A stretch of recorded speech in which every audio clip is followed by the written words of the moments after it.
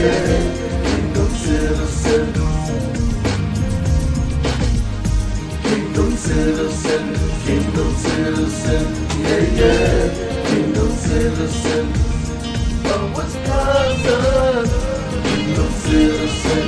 Kingdom citizen. Kingdom citizen.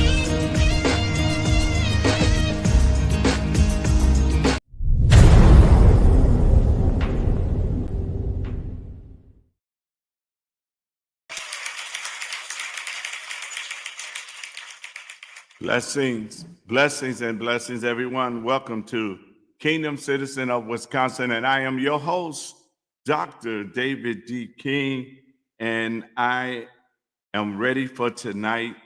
We have school board candidates for the City of Milwaukee MP as Milwaukee Public Schools. We have candidates that's going to be on with us.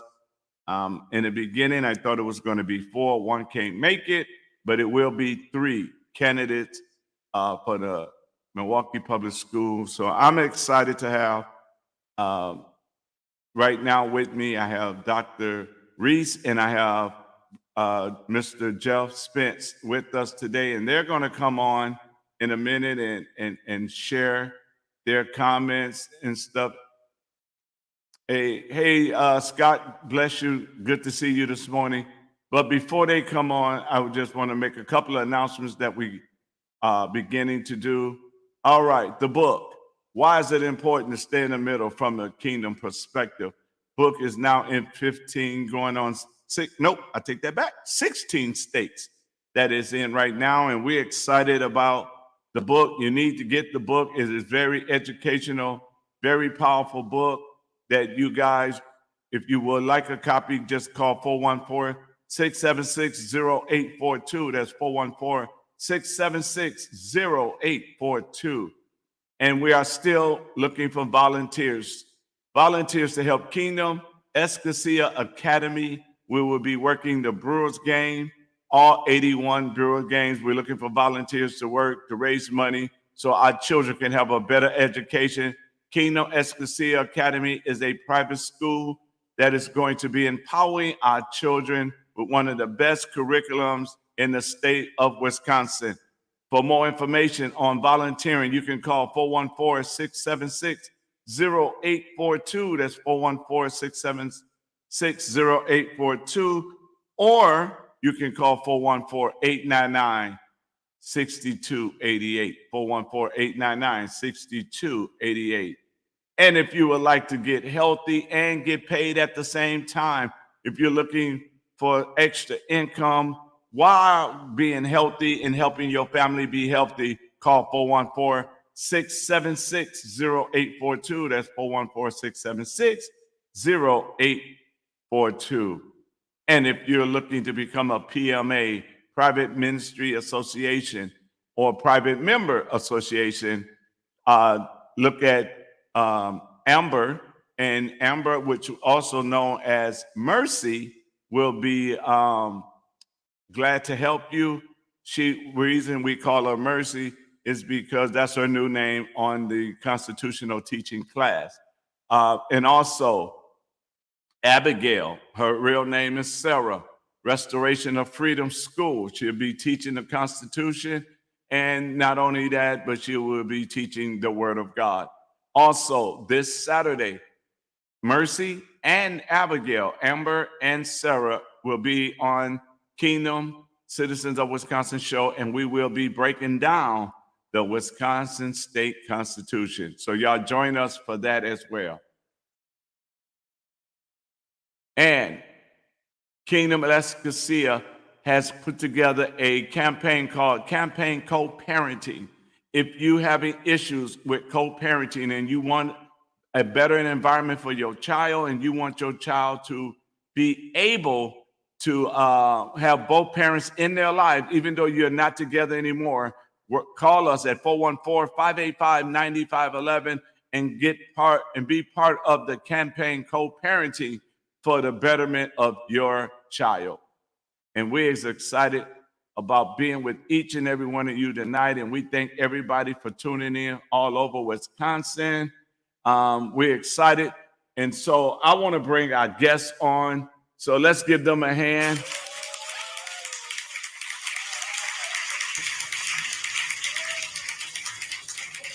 I decided to put the woman in the middle so we can pick on her tonight. So Dr. Reese, we're glad that you're back with us. Brother Jeff, we thank you for being with us. And so, Brother Jeff, what we're gonna do first is we're gonna let you introduce yourself to the audience. And again, we thank you for watching from Facebook, LinkedIn, Twitter, YouTube, and Rumble. So, and I start with a joke. So the people is already ready to get on. So before he introduced himself, I guess I'll let you start with a joke because you're the bully of the bunch. So give us your joke, and then we're going to go into the business. So while he's doing that, and he's just joking with us. So, Doctor, it's on, not Doctor, but Brother Jeff, it's on you. Actually, I was going to let the lady go first. Well, the lady been on already, so. But I will jump right in.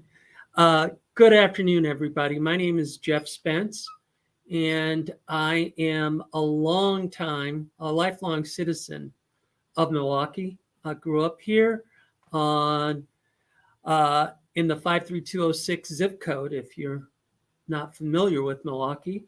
Got a great education from MPS. Grew up in a family of 8 kids. We're all college graduates. We all stayed here to make a difference in this city. And we've all had our own levels of success here. And my goal is just to give back, which has been my mantra for years. I left the public sector, a private sector, to go into the public sector back in 1999. I've been a director at the Milwaukee Metropolitan Sewage District for over 24 years. And I was a school board member for 16 years. During that time, I think we made strides in improving the educational lives of students here in Milwaukee by providing a more robust platform of schools that took into consideration the various needs of kids here in Milwaukee. I am running again for school board to actually finish that task. There is still lots of work that needs to be done in a community that is siloed and divided. My hope is that I can bring people together to solve some of the bigger issues that we have here in the city, including the educational gap that still exists for students of color. So I thank you for having me on, and I look forward to the discussion. All right. There you go, Doctor. Good evening, everyone. It's such an honor to have some time in your lives to introduce myself and tell you a little bit about me. So I am a parent first and foremost, a grandparent. I'm a wife, and I'm a resident of District 1. I come to this space with over 25 years in education. I've taught or been an administrator in every level from K3 through 12. I've also taught at the college level and served at DPI over teacher education, professional development, and licensing. So I oversaw all of the educator preparation programs throughout the state of Wisconsin. I was also the director of the Wisconsin Education Opportunity Program, which is a program to encourage first-year college students. And so after, my service publicly and all of these different positions, I retired. I had a consulting firm where I completed and facilitated training for parents in Milwaukee to teach them how to advocate for their children. And now I'm coming to run for school board, and I have 4 priorities. The number one priority for me as an educator and as a parent and community member and business owner is to increase student achievement. Without doing that, we're dooming our children to a state of dismal failure in all sort of aspects of their life. My second priority is to improve district-wide culture and climate so that teachers and students and parents feel safe. The third one is to address our staffing shortages and also simultaneously look at strategies to diversify the teacher pipeline. There's a large body of research that says that if a student experiences just one teacher of color, so if a student of color experiences just 1 year with a teacher of color, they're less likely to drop out of high school, they're more likely to go to college, and there are long-term benefits around home ownership, around employment, around family and community engagement. And my last priority is based on making the right decisions at the board level to support the three aforementioned, to support our students learning, to support our district-wide culture, and to support our teachers being able to do their jobs. And so those are my main four priorities. And I have a Bill of Rights for students. It's a 20-point educational policy that specifically states what a child from K3 through 12th grade will receive in their educational experience. And that information is available on my websites. So once again, thank you for this opportunity. I am so honored to be sitting before you and will be even more honored to serve as one of the board members for the Milwaukee Public Schools. All right. So we're going to have some fun now. I got the first question that's going to hit. Well, I got the first two questions. I'm going to hit you guys with, I'm switching because I just heard something from both of y'all. So I want to know, and one of the things that I've been hearing from people is that Common Core, okay? When Common Core came into Milwaukee, well, when Tony Evers took the money before he saw the curriculum, how devastating has Common Core been to our children?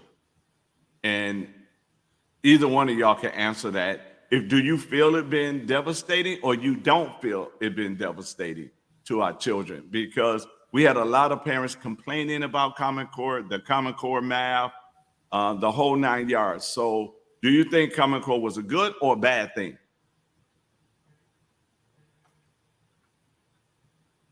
Dr. Hendricks, did you want to go first, or would you like me to go?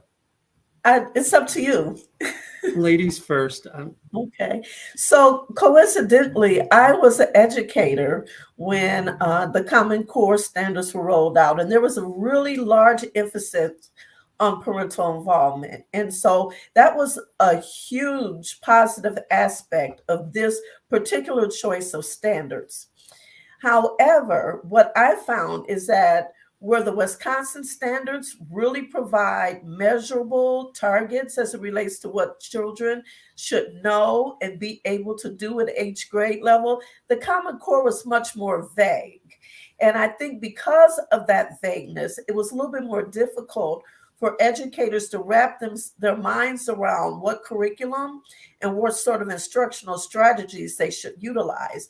And what happened, what was required was for districts to engage in a higher level of professional development. And based on student achievement outcomes after the Common Core was released, those districts that did really well with student achievement after adopting the Common Core invested a lot of professional development in their teachers, including the district where I was then the district administrator, the urban day schools. We spent a lot of time on professional development. We had people come from Madison to explain it. Our teachers developed classroom-based assessments aligned to the Common Core, and our students actually increased their academic performance. But what was needed was a huge investment in professional development. When it comes to teaching, schools can utilize and districts can utilize a combination of standards. You can adopt the Common Core. You can still use the Wisconsin standards. You can use the different discipline standards by the Music Association, Art Association. All of those should be considered. What's most important is that there are classroom-based assessments aligned to whatever standards. So if students aren't learning, then teachers can go back and teach that material to make sure the students master the standards. I'd just like to add that um, you have to reach people where they are. And what I mean by that is um, we make a lot of assumptions that all of our parents come with the same level of acumen. And we need to make sure that as we roll out standards, we look at some very common sense applications that would allow parents to be part of that equation. A lot of the frustration relative to Common Core was centered around the notion that there was clear articulation and understanding by everyone who would touch that young person's life, and that they could provide some guidance. Dr. Hendricks spoke to professional development of teachers. I think we also need to ask ourselves, how do we help parents navigate a different approach to helping their young people in their educational lives? If we do a better job in that, there'll be greater connection from the home to the classroom. And I don't think that we would have had so many people frustrated by something that they didn't feel was rolled out properly and that was sometimes confusing. Okay. We got a lot of questions. I'm going to be able to hit you with, well, I'm going to hit you with mine. I'm going to make them wait. Okay. Now, one of the things that, and I'll let you guys know up front, I was against Common Core because I saw the math. I'm a math whiz. I love numbers. And to make a person, instead of going 2 plus 2 is 4, and they had to use triangles and lines and all of that, that was just straight to me being a number person. Like, are you kidding me? You know, so I just want y'all to know, yeah, I couldn't stand it because it took the kids away. Because one of the things that I do, especially with my children, is I make them do math in their head. I didn't give them a piece of paper. I wanted them to be able to figure it out. But then when we saw this stuff coming out, we sitting there like, whoa. So tell the people before, because we already got 1, 2, 3 questions that I'm going to pop to you guys, but tell the people, what is the job of the school board? And Mr. Spence, we're going to let you go first. I'll go first. So major responsibilities of the school board is to put into place and monitor policies that are there to drive educational achievement for our young people.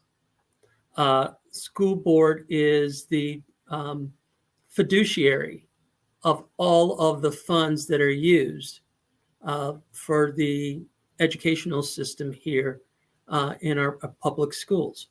So we have the responsibility of making sure that those dollars that citizens so kindly give us to educate kids are being applied appropriately. We monitor a host of policies and practices within the school system. And we are also that conduit between the administration and the overall public. We are the ones who are out front really engaging with citizens to ensure that their vision of education is carried out in our schools. Okay, so according to the Wisconsin Association of School Boards, school board members have 7 duties. One, Jeff alluded to already, is student achievement. The school board adopts academic standards I'm going to say that again because we just talked about Common Core. The school board adopts academic standards for students and establishes expectations for education in the district. The second duty, Jeff alluded to that, is policymaking. And policymaking covers a broad range of rules and regulations that school boards enact, alter, or repeal. It's important to know that I'm coming with the 20-point education policy. The third duty is board and administrator relationships. So the superintendent and the school board are like a married couple. They have to work together in order to have high outcomes for our students. The school board tells the superintendent what needs to be done, and the superintendent decides how to do it. Mm. The fourth area is evaluation. And evaluation is a continuous function that applies to policy, to people, and programs. So it's very important that the school board has people who sit on the board who know how to conduct personnel evaluations, policy evaluation, and program evaluations. Coincidentally, one of my published research is the evaluation of an early childhood program. The fifth duty is budget responsibilities. And what they do in that aspect is they have to convey what is important and what the school board wants to focus on and make sure that the money is aligned with the mission, the vision, and the priorities of the school district. The sixth duty is communicating with public. There are times when the school board members need to take the story about the district's success to the public. And there are times where the school board needs to sit back and listen when stakeholders are saying we're not satisfied with what's going on. And I have very good listening skills. I am a certified coach, and I look forward to working with all stakeholders and listening to ascertain where we should be going. And then the seventh duty is advocacy. The board serves as a key advocate in the community for students and their schools. And I've been known throughout my life to be an advocate that started with my son, passed on to my students, my teachers, and others that I've had the pleasure of working with for over 25 years. By the way, these 7 areas can be found on my website with evidence of my experience in each one of those areas. Wow. Okay. See, I was trying to go to the people, but you guys done opened that door. So we're going to walk through that door. Curriculum. And I think this question is going to go to Mr. Spence because he said he was on the school board already. So what happened and why was home economics taken out of the school? That's a great question. I don't think that it's been fully taken out. I think it's morphed. So if you think back to what home economics looked like when we were in school, because I'm assuming you're about my age. Well, you're assuming right, but so it wasn't about, it was about more of those skill sets that you would see in a nuclear home, right? Cooking, cleaning, those types of activities. Well, our society has changed. Some of those skill sets are still useful. However, it's become a much different world. You didn't have microwaves when I was in school. I don't know about you, but we didn't have them. Okay, let me wait. We gotta call. I'm the referee now. I'm calling timeout, travel, offsides, because that's what our young parents is missing. The basic of cooking, not the microwave. They missing. When we was coming up, and we're talking about our age in school, home ec, they taught us the basic. right? Make grilled cheese, how to make a homemade pizza, you know, and with home ec today, it could have been to the point where they teach them how to eat healthy because we got a lot of obese. Yeah, and David, we've gone beyond that in a lot of our schools. Do you know that we have culinary classes in some schools? Yeah. Okay. So it's a step beyond. It's actually looking at those skill sets and asking what's really of value to students today. Okay, What now will catch their attention and drive their interest. This is good. So let me ask you this question. What schools in the 53212, 53206, 53209 has the culinary in their schools? I think Washington High School still has the culinary program. Okay. Are you familiar with Washington? Of course, even though I'm a general, but of course. And I'm a general as well. So now, Doctor, I want you to answer this one for me, okay? Because you said another duty of the school board deal with the budget, right? Now, if I'm not mistaken, MPS get what, $15,000 a child? Okay, so $15,000 a child, right? And let me just do the math real quick because I'm a number man. 15,000. And the last teacher I talked to had 36 kids in her classroom. So that's time 36. That's a $500,000, $540,000 in one classroom. And why teachers are going in their pockets to buy material?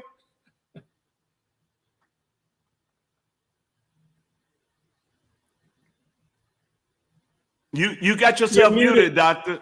You're muted. Okay, I'm sorry. Did you have a question or you just want me to address? The question is, why are teachers going in their pockets to buy things for their classroom when there's $500,000 in one classroom? Yeah. So the reason, and I'm kind of looking through my policy binder here because I wanted to be able to give the reference, but I will tell you that only 58% of the budget goes to classrooms. Only 58%. So that's 58 cents out of every dollar goes to the classroom. The rest goes in overhead, central office, administration, buildings that have been sitting for years that we're paying utility bills for, taxes for, insurance for, empty buildings that we're paying water, taxes, heat, electricity, property taxes, all of that. So that's why we're going in our pockets, spending hundreds and thousands of dollars a year. And people say, well, you can write off on your taxes. You can automatically get a credit, I think, up to 500. Then you have to itemize after that. So now we're asking teachers to be kind of like small business people, keep track of all of your expenses and do all of that. The answer is more money is needed, but more of the money that we get needs to go directly to the classroom. So can I just add to that just briefly? Yeah, come on. Okay. So when we talk about 15,000 per pupil, it's not assuming that some of those dollars are pass-throughs. They're going elsewhere. So that $15,000 isn't all going to students who are in MPS. Are you familiar with the term LEA, the local education agency? Yeah. Or authority. MPS, being that authority, has the responsibility to provide services to young people that are not in those classrooms. Now, one could suggest that those dollars could be delivered directly to those other schools or classrooms. Now, I just told you that my specialty is numbers. That's a good thing. I just told you that. Yes. So if we know, and all three of us know, that more money is spent on Bleak Street than they are in the classroom. We already know that. We know that that money is, you got $500,000 in one classroom, $500,000 in one classroom.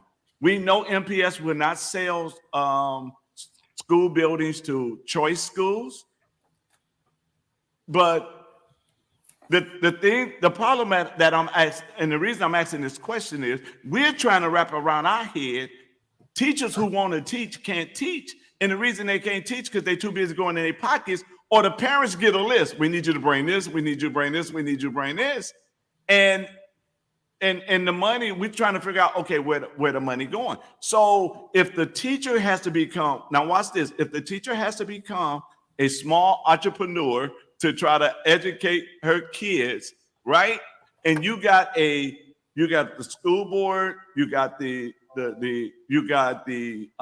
superintendent. Is there anywhere you can take responsibility of mismanaging money that is not getting back to the classroom? Absolutely. No matter how much you spend, you want that money spent correctly. You want it spent well.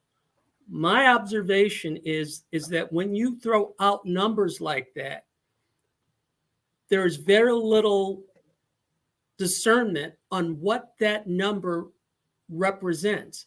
It's not representing $15,000 per child in every classroom. It's not.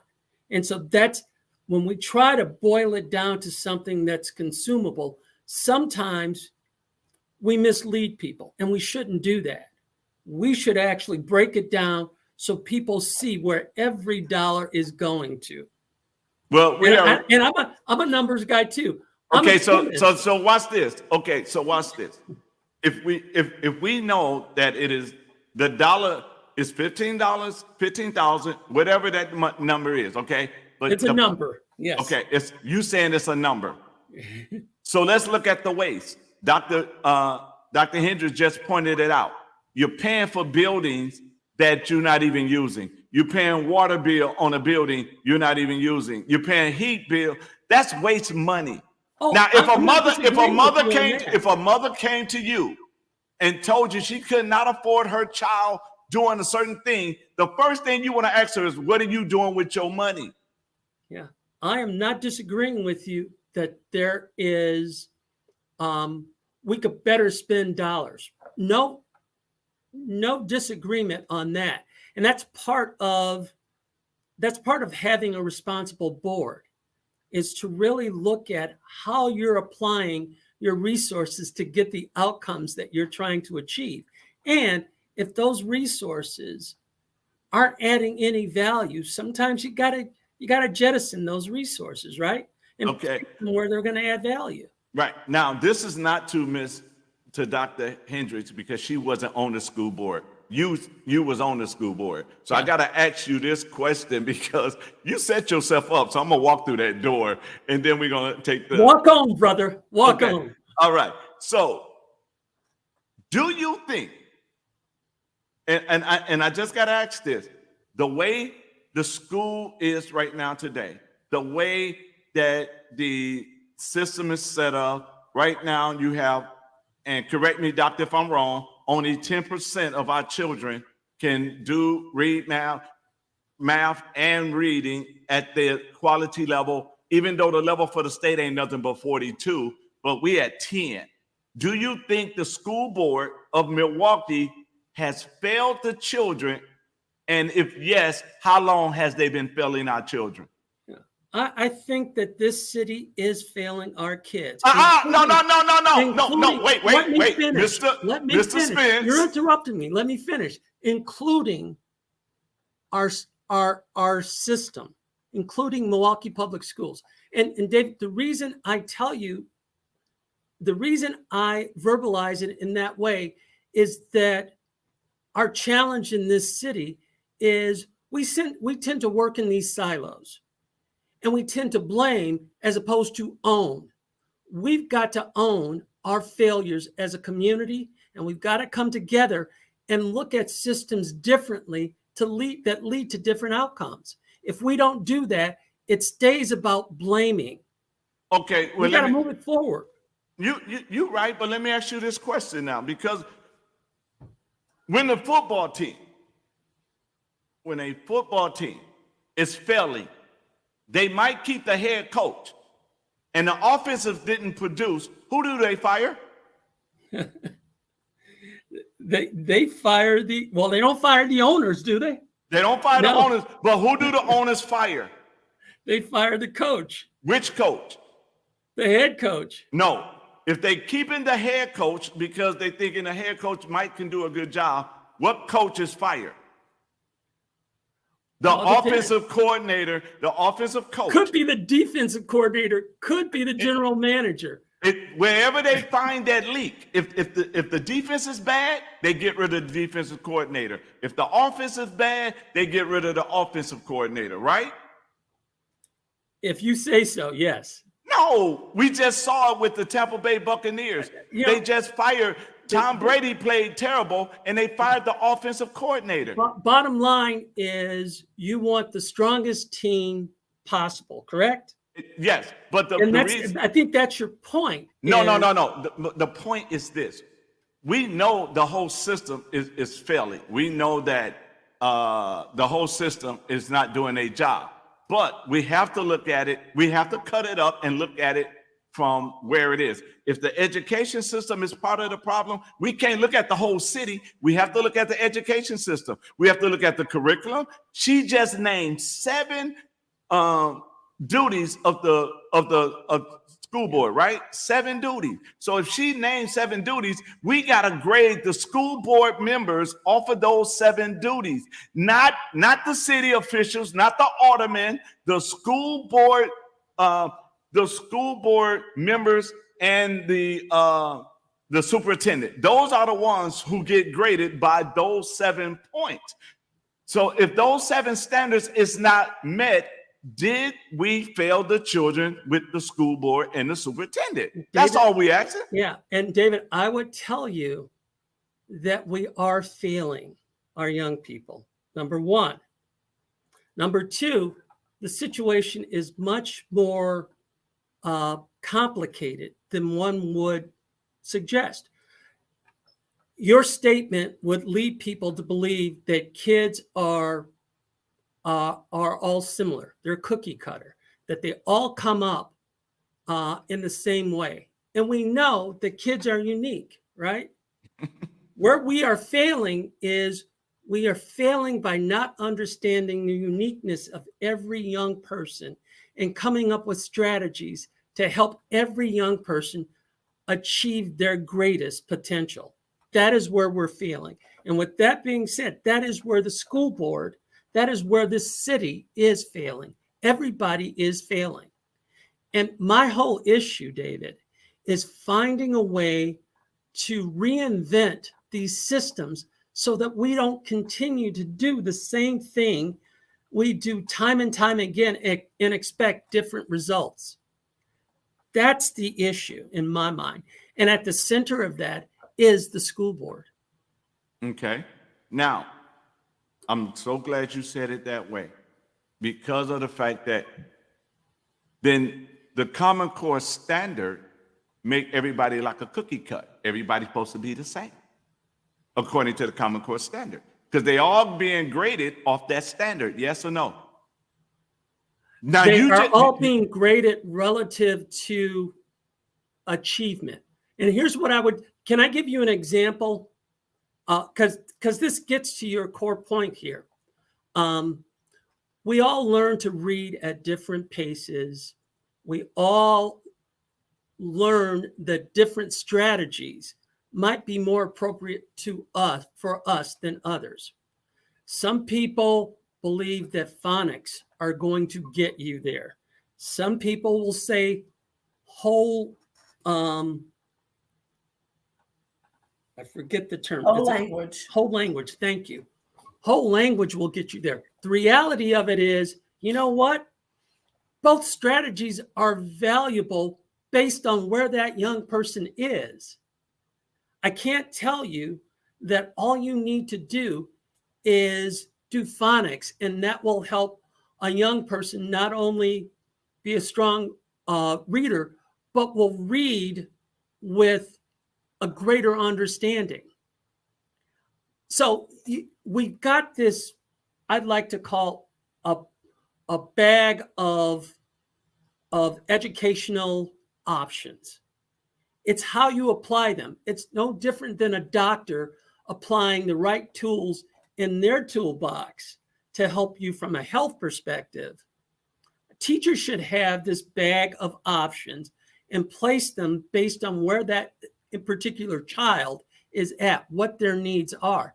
That becomes the driver to educational achievement for each child. Well, okay. I'm going to say this, and then, Doctor, you can jump in and say what you would like to say, and then I'm going to start going down with the questions, because I can stay here all night. But my point is this. We have 10% of our children in the schools that can read and do math at their grade level, or whatever. 10%. 90% are hurting. The school board job is to make sure that 90% succeed. That's your job. And if we're not doing that, and for the last couple of years, that number been getting lower and lower and lower. So to deal with the 7 principles of a school board's job, then yes, we have, not the city, because we're not talking city. We done came to one pie, and that pie is the education system. And the school board system has failed the children if 90%. So let's say if we had got the numbers, 9% of the children that graduated can read and do math at their level. 9%. So 91% of those children who are now became adults was failed. They did not get what they needed to be successful out here. And then we wondering why the crime is high. Then we wondering why they can't go get a job, because we failed. The education system failed. The political system failed them. We all fail, but I just want to stay with one right now tonight, and that's the school board. The school board. How can we go to bed knowing that only 10%? And when the pandemic came and those kids had to go online, do you know they went backwards instead of forward? Yeah. Come on. All kids did, David. All kids across this state, across this country did. Yes, but our kids went farther behind. Come on, let's not play games now. And our kids went farther behind. Our kids are in a much dire strait relative to what's going on in their community. I don't excuse the Milwaukee Board of School Directors for not focusing on what they are supposed to focus on, which is educational achievement. I don't excuse that. And that's why I'm coming back into this. Okay. But I also know that if you've got a young person that has got so many issues in their heads that are caused by things that are happening outside of that classroom, then you have to work towards fixing those things to make that young person feel comfortable and thrive in a learning environment.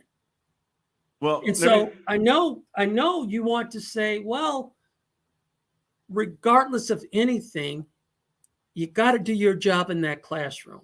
I would ask you this. How do we make sure that every child that comes into our classrooms across the city, whether it's choice, charter, traditional schools, how do we make sure that they come ready to learn and that we're not triaging things that have happened before they even come to our door? This is why it's important for me to focus on not just what happens in that classroom, because I can make policy and I can drive policy to ensure that teachers come prepared to teach. I want them to be the educational leaders that they're meant to be. Okay. But I can't suggest that teachers can do that and everything else that happens outside of that classroom and be successful. You mean like go in their pockets and buy supplies that they need? Now, in Baltimore, there was a principal, and I know you saw this, a black principal took the worst school in Baltimore. Worst school in Baltimore. One of the students even gave her a bullet, was telling her they was going to kill her. He became the star quarterback of that school. That woman turned it around just by showing love. So yes, it's a lot of work to do. But the point, the main point that I really want us to, I want you to really think about, because I don't want you to pass the buck, because the parents' job, they got to do their job. But the school board supposed to do their job. You got 7 things that you're supposed to do to make sure that those kids have the best chance. And if you look at those 7 things, the curriculum, is it the right curriculum? You just said everybody's not cookie cut. Is it the right curriculum? 2, is they using the money wisely? Or are we wasting money on empty buildings? So the empty building, paying the gas bill and the water bill in the empty building is more important than what the kids need in the classroom. So what I'm saying is we fail. And the only way we're going to fix anything is we got to admit some things. We got to admit. Absolutely. Okay, Absolutely. so can you admit that the school board failed our children? I can admit that we are not doing what we need to do to improve achievement. Yes. Why can't you just say, yes, we failed them? Because it's never a yes or no. And see, it is, what can we do to improve? I am not willing to say that everything that happens to a young person in our schools are failure. Okay, I'm not. what I'm saying to you is this. I'm not saying what a child deal with at home. I'm not saying that you're not responsible what they do, what they deal with at home. As a citizen of this city, I am responsible for what happens in our community. I'm telling you. But then why is it problem, David? Oh, I know. But see, here's the thing though. If the people in the city start doing their job, first of all, by untying the parents' hands and let parents be parents without worrying about somebody calling child protection agency on them so they can discipline their children so the children can come to school and act right, then yes, we already understand that one. But the thing about it is this. It's more. When you have a responsibility to those children to make sure the curriculum is right, to make sure the money spent right, to make sure that they have an opportunity to achieve and become the best to compete with anybody in this world by the curriculum you choose, you voted on. And so the school board, okay, you won't say it. Let me say it this way then, and then we're gonna move on. I'm gonna say Milwaukee Public School Board, the school board members and the superintendent have failed our children when 90% of them is failing. We can't even be proud. Matter of fact, you shouldn't even put on a commercial, come to MPS, when you are failing 90% of the kids. Yeah, I would say get beyond the marketing, because you and I both know that the achievement levels are not where we want them to be, right? They're not even okay. So if the number's saying that we are failing, then we are failing. Black and white. 90% is a huge piece. Doctor, come in here so I can start jump in, and then I'm gonna start asking questions. I found the data, and sitting on any board is a serious responsibility. So I serve on the board for a Social Development Foundation, and we raise money for SDC. If SDC is failing, it's the board's fault. I sit on the board for the Metropolitan Milwaukee Alliance of Black School Educators. If we don't turn in our 990 and we have our bank account is in the negative, as a board member, I failed. I sit on the board for Cardinal Stritch University. If Cardinal Stritch is not able to balance his budget and graduate students with bachelor's degrees, master's degrees, and doctorate degrees, I failed as a board member. I take my board responsibility seriously. And if you could just see my desk, I'm not even on the board yet.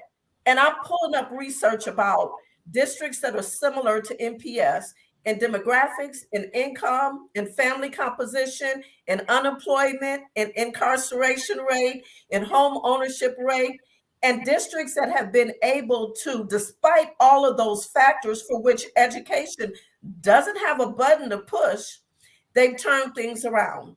Yes. And I want to go back to the money because I want to be correct in what I say. So you saw me digging in my policy binder and I found it. Okay. So 53.6% of the per pupil allocation that is received goes to instruction. I said 56, so my number was higher. 13.4% goes to operations and other. That's keeping the buildings compliant, buildings where students are, compliant, gas, maintenance people, snow shovel, gas cut, all of that. 9.5 goes to pupil and staff support. That's your special education, your psychologist, your social work, any type of support. 7.7% goes to administration. 7.2% goes to facilities. 4.5% goes to food, or 4.0% goes to transportation. The reason I want to say that is because the Wall Street Journal in 2018 had an article and they said annual utility bills for vacant buildings in MPS cost $1 million. And it was calculated that the district could recover $5 million from selling its unoccupied real estate. That's $5 million that could go toward into the classroom. And I know there's a concern about who's going to get the building. And, I'm excited about how they've turned some of those school buildings into housing. They've done that with quite a few in the city of Milwaukee. So going to another school is not the only alternative. The fact remains that if a building is drawing resources that need to go to students, why are we holding on to it? It's a liability. If I had multiple houses, I would not just hold on to a boarded up house and I'm spending a lot of money for this house and leave it empty and not have tenants in there so that I have income coming in. It's about being fiscally responsible. And that is something that I think that Jeff, myself, and people who are stepping up right now realize that something has to be done differently. Do we have the answers? Can I give you a budget right now? Absolutely not. And if I could, you should run away from me. Because the budget needs to be developed in partnership with parents, with teachers, with community members, with business leaders, with our elected local officials, our mayor and our county executive. Perhaps they have some extra money that they could help support with the district. But we have to scrap what we've been doing because, as Jeff said, the definition of insanity is doing the same thing and expecting a different outcome. We have to scrap it. We have to sit at the table. We have to start having deep conversations. We have to ask deep questions, such as Wisconsin spends about $442,000 for a 30-student classroom. Is NPS spending it on things that move the needle in student achievement? And if we aren't, what is it that we need to do? Yes. Another question. Wisconsin received $1.5 billion in federal dollars to help students recover from the devastating pandemic. The question is, how was the money allocated to districts? And what did the districts do with the money? I don't fear questions. If I don't have the answer, I can say, look, I don't know that, but you know what? You give me some time, I'm going to dig and I'm going to find it. Yes. And it's not going to be a slighted or a sided question. It's going to be honest. And if I'm not articulating what the public wants, then I expect for people to call me and say, you know, what you said about that, that doesn't make sense. You're a representative of me. And there should not be a situation where anyone is feeling defensive when the community holds board members together, particularly when you're talking about our taxpayer dollars. You know, I am so glad that you said it like that. And I see Pamela's on. We're going to bring her on in a second. Well, let me just bring her now. But Pamela home. And that's this is what the community, and I'm gonna start putting their questions up on the thing. But this is what the community is looking for. We don't want you to say you got a magic wand, but we do want you to admit there is a problem. We do want you to admit we have failed. We do want you to admit that you're willing to do the big thing and the most challenging thing and challenge something. Because here's the thing. You cannot solve the problem with the same thing that you used to cause the problem. So we have to do something different. We have to look at it and say, you know what? Why are we holding on to empty buildings? Why are we allowing that money go over there to those empty buildings, and we can do something better with that money that's going to help the children? What are we going to do that is going to be a blessing to our children, to make the children have a better opportunity? And yeah, we understand what's going on outside of the school, and we're not asking you to be their pastors, and we're not asking you to be the police officers, and we're not asking you to do that. But when they come in, we at least want them to feel like they have an opportunity to learn. But when we are looking at it the way that we see it, and one of the things with me, I'm always asking those challenging questions to say, okay, how come? I know what a budget looked like. I dealt with $1 million budgets, and so I know one of the things that there's things that's called controllable, and there's things that's called uncontrollable. There's things you can't control, but there's a lot of stuff you can control in the budget. And so we have to be able to control some things. And the main thing that we need to control is how do we get the children from a 10 to at least a 50. I'll be happy we got to 35, but 50, we doing something great. But how do we get that 10 to 35? And then once we get it to 35, how do we get it higher? But we should not. In 2010, I ran for Secretary of State for the state of Wisconsin. I visit every school district in the county, walk through classrooms, all of them. And one of the things I saw when I did that, I said, man, I'm up north and the classroom looked like the Jetsons, and I go back home and NPS look like the Flintstones. What's up with that? And so nobody can give me no good answer. I don't want to hear, well, we all know the decision makers is the ones who's is the problem. The decision making. And this is why we want to get rid of 4 decision makers on the school board, because why? Decision making has failed our children. So we need decision makers and some that don't mind getting under some fire, don't mind taking some heat for the decisions that they make for our children. And this is what we're looking for. And this is why I want you guys on. And Brother Spence, don't think I'm attacking you. I'm just a bulldog. I just talk like this all the time. That's what 2 generals do. Yes, that's what we do. That's what we do. And so, you guys, this is why I don't do this to waste my time. I do this because I love empowering the people. I do it so people can be educated, and they need to know that they got somebody that's willing and ready to fight for our children. It's no excuse that they're so busy focused on building a view prison instead of educating those children. Because if they educate them, you won't need that. You won't need that prison. If we tell them they special, if we tell them they can be whatever they want, when did we allow our children to stop dreaming? That's what I'm talking about. They need guidance counselors. Even though my guidance counselor was wrong about what I was going to be, but at least I had somebody trying to guide me in that direction. I grew up in a house. It was 7 of us, and my mom raised us.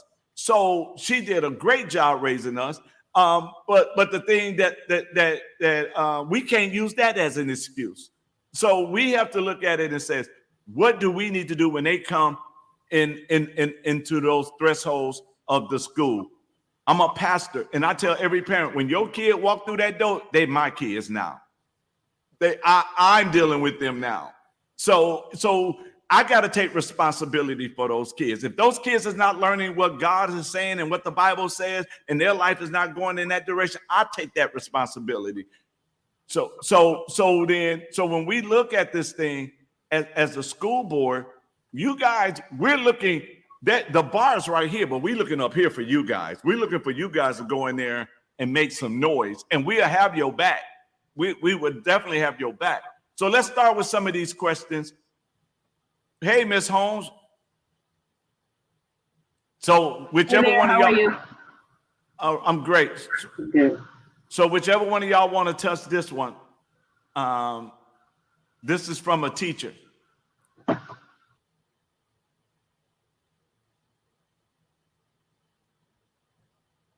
And I would tell you, I'm not familiar with the book.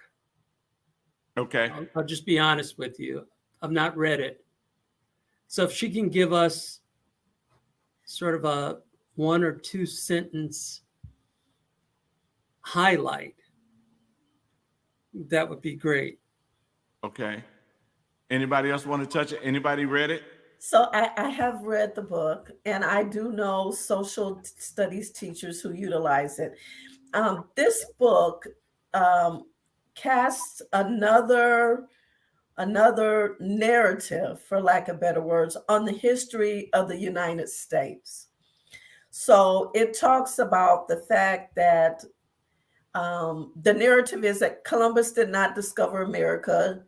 He was lost when he arrived on these shores, and Native Americans helped him survive. It talks about that Abraham Lincoln did not free the slaves, that as he has been quoted saying, if he could have saved the Union without freeing one slave, he would have done so. And that indeed it was the Union soldiers, black and white and otherwise, who fought for slavery to end in this country. So it's a different narrative of it. And what I will say is that if you read the preamble to my Bill of Rights for Students on my website, I talked about providing children with information so that they can draw conclusions based on fact and not fantasy. And this is where critical thinking skills are so very important. I think that developmentally, when students begin to read one narrative, they naturally become inquisitive about, and it usually happens in adolescence, they become inquisitive about what are some possible other interpretations of history. And you kind of see this developmentally in high school and more so at the college level. So a book like this might be an opportunity for students to read, to see another narrative, and engage in instructional strategies such as comparing and contrasting, which builds critical thinking skills that students need beyond the classroom.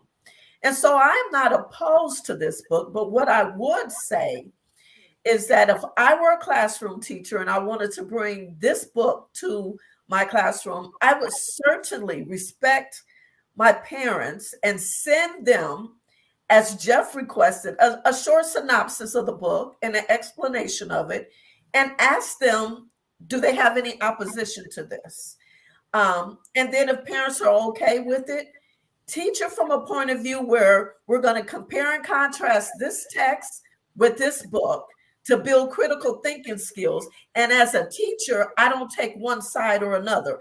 I allow students to draw conclusions based on fact and not fantasy. All right. So I have one, and this question is specifically for you, Mr. Spence.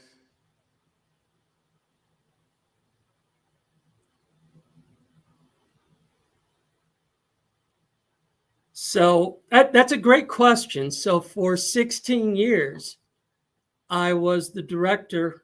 I managed being the director here at MMSD, and I was a school board director. So I handled both positions. in a very admirable way.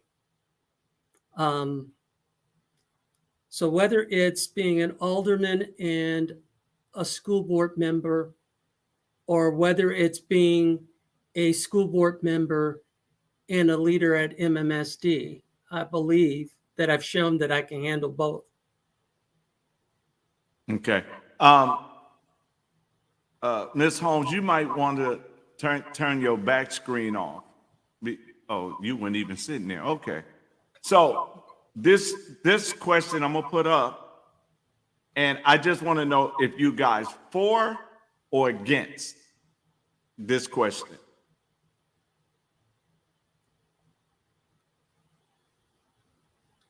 So the question is, why not sell the vacant buildings? Right. So what There I'm is no asking, reason why we should hold on to vacant buildings. so you for selling them. I am for getting rid of excess inventory. If we built enough classrooms to hold 120,000 kids at one point, and we've got less than 70,000 kids and falling in the district, it only makes sense to get rid of those assets and spend your money elsewhere.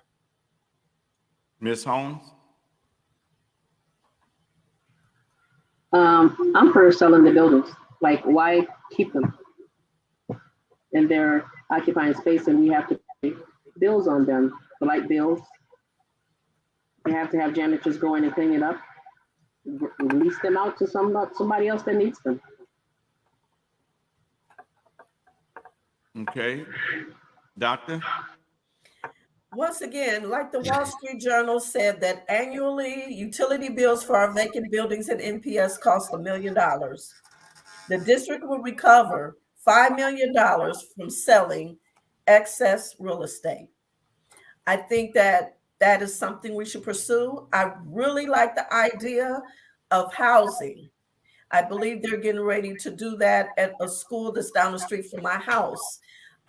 There's some developers looking at that because homelessness is an issue. The need for rent-controlled housing is there. And so I really like the idea of building intergenerational housing. Yeah. And also make sure there's handicap accessible housing. Thank you. So just for clarity's sake, the city of Milwaukee technically owns the school buildings. So if we were to call them excess, the city of Milwaukee has the responsibility for finding a higher use for those buildings. Oh, don't worry. The city, we got a plan. City gonna get rid of those buildings. Trust me. They want to put them back on the tax rolls. But see, here's the thing about it. Here's the problem that I have then. If the city owns the buildings, right, and my producer is on the side of me, so when she asks a question, sometimes she say it out loud, so I have to say it. And so her question is, well, if the city owns them, then why is the school board paying for them? Because the schools have first right to any facilities that are deemed an educational facility. Mm-hmm. The school and the school board has controlling rights of that facility until they give up those rights. Well, if you're wasting all that money, why don't they give up those rights? They should. I would tell you that in the past, the conversations were around competition. And quite frankly, if they're around competition, we were focused on the wrong things.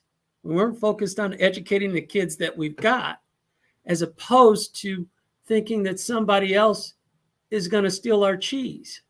Well, and I'm so glad you said that, because I always use a story that you live in this small town and you got a McDonald's, okay? So the food can be nasty, service can be crazy, the dining room can be dirty, parking lot dirty.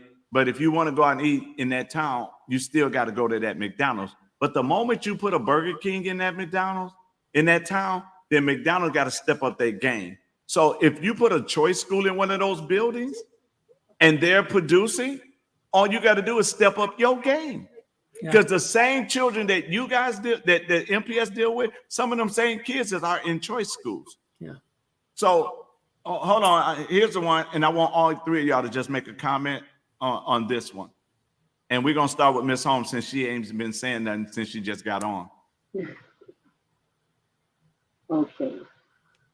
They are failing by having the same standards that apply to such different individuals. So I'm trying to catch up on what y'all was speaking about. I was at this mental health meeting. Well, it's not a question, it's a statement that she's making. And so I just want you to make a statement behind this statement. How do you feel about this? Is a parent that's making this statement that they are failing by having the same standard. So what is your take on what she's saying about that? So all students learn differently. So whereas some kids, you may comprehend right away what the question is, others have a difficult time learning. You have to address those needs with the students to meet those challenges where they're at. And if that requires tutoring or taking them outside the class to go and like they used to do back in the day with us, and we would meet up with teachers outside the class to, develop comprehension skills. Everything across the board does not apply to all students. If you understand what I'm saying, it's like you cannot give the same message to everybody and expect them all to receive it. They all learn differently, and you just have to try to reach them where they're at. Okay, Mr. Spence. Yeah, I agree with that statement. All kids are different, and I'm one who looks at growth. Where did that child come in, and how far did we take that young person? We all learn at different rates. What I'm about is making sure that we are improving young people as they are in our classrooms on a regular basis. If they're there, if I'm a parent, I want to make sure that I see growth. So when we look at standards, I think it's important to understand that the standards is just an outcome that you want for the student. So one standard might say a student will use context clues in a sentence to try to identify how a word that they don't know is pronounced. Or they may use let me change it. One standard is students will use context cues in a sentence to comprehend the meaning of the sentence. That's the standard. And so what that means is if a student reads a sentence and they don't know one word, they should still be able to comprehend essentially what that sentence is saying. And so what you do is you give a student a sentence with a word in there they don't know, and you ask them to read it, and then you ask them to restate what they think that sentence means.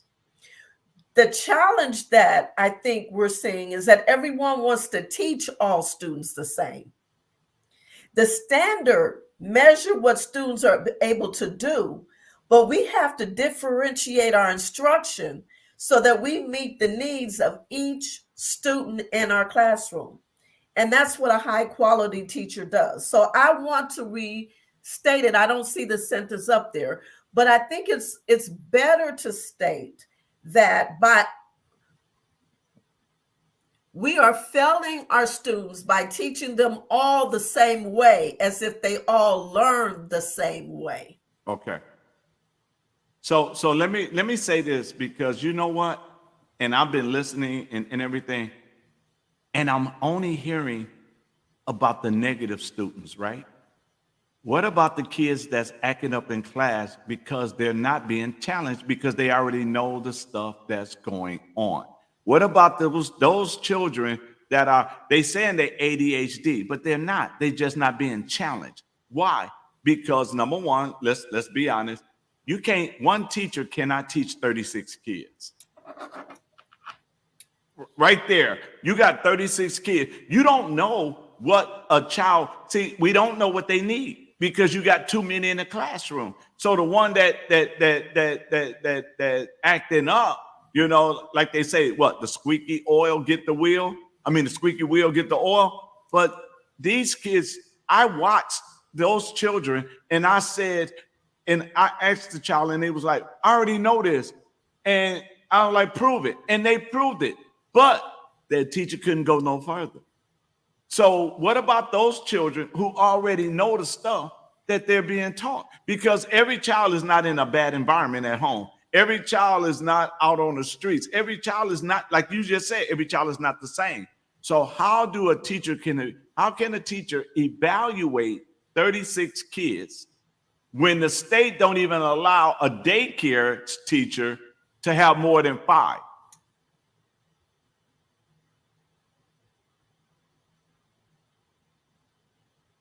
Class size is an issue, and I don't think anyone would argue that at all. Yeah. There are suggested class sizes through research, and obviously 36 is just absolutely too much. As it relates to your first statement around students who are performing very well and act out, that was my daughter Barbara, and I haven't talked a lot about my daughter Barbara, but Barbara was reading at home at 3 years old. So when she went to kindergarten, while the teacher is trying to teach phonemic awareness skills, Barbara's running her mouth. Literally, the first day of school, I get a call from her kindergarten teacher and said, will you just please, when Barbara gets home, let her know that I'm the teacher and that I don't need her help and I need her to sit down and be quiet. And I thought, oh my God, you know.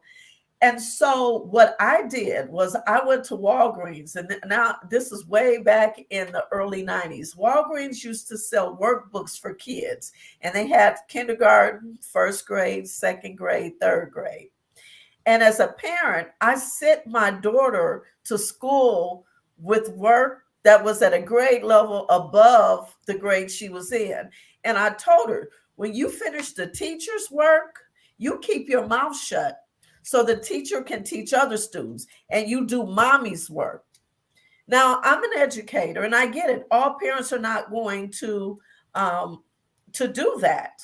But at the same time, I know teachers that do a wonderful job of differentiating instruction from kids who are struggling to students who are performing above grade level. They teach kids that they put kids in cooperative groups, and they make sure that the groups have the high flyers and some of the strugglers so that students can learn from each other, because the teacher is not the only person that students learn from in the high school. So there are teachers at NPS that are doing this. They're trained to do it.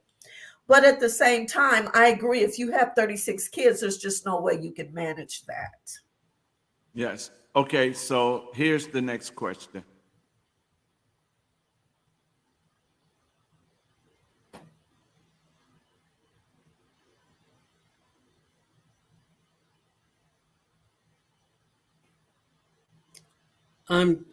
Can she elaborate why is Common Core or any different approach necessary, different from the basic reading, writing, and arithmetic? Yeah, so I always tell people you learn to read so that you can read to learn.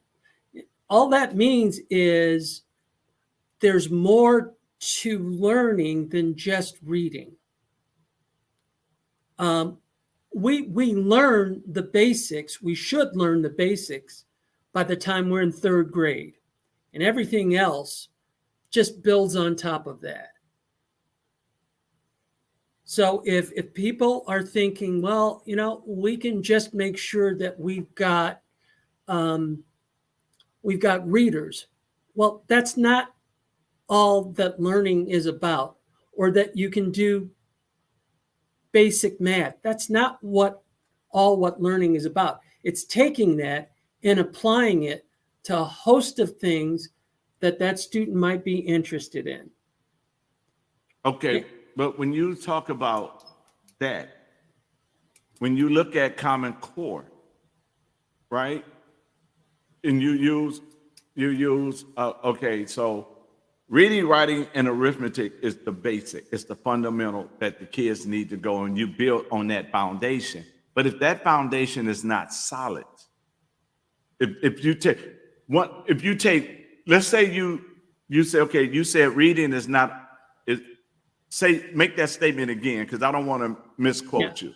So you learn to read so that you can read to learn. Yes. All right.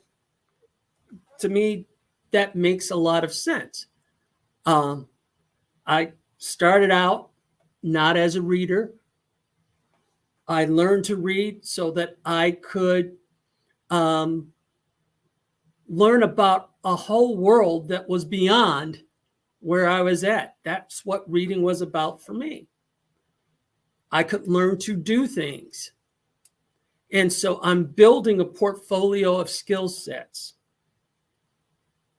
That was what was really important for me, my kids, for other lifelong learners.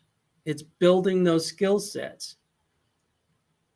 So I don't look at just one strategy and say that that's good enough. There are a number of strategies that help you become a full and invested learner. You build those strategies, you can take learning even further. Okay. Ms. Holmes. Yes.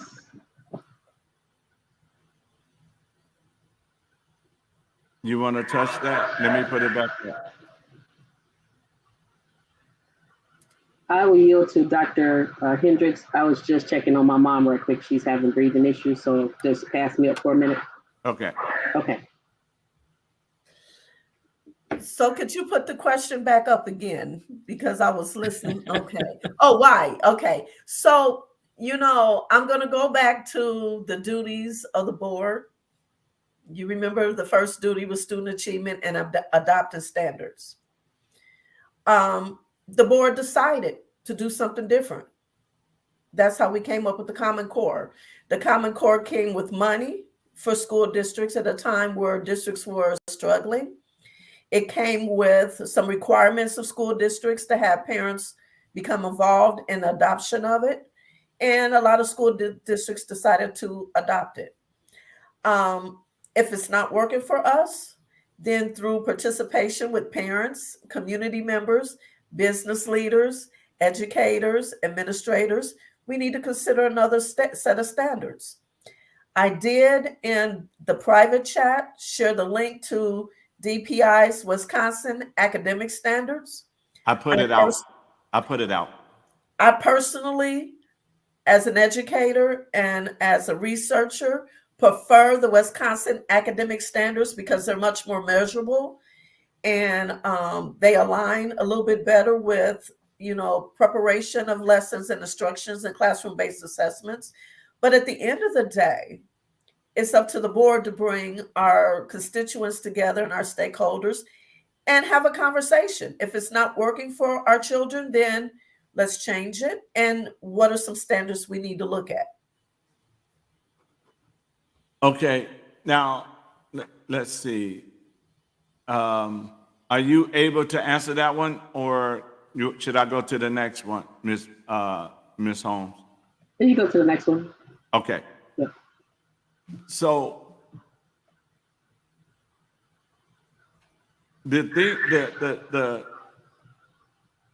I think that when we look at everything from a school board standard, a lot of times parents, and especially in MPS Milwaukee, don't know what's going on with their school board. So my question to you guys before I put somebody else's question is, how transparent will you be with the parents?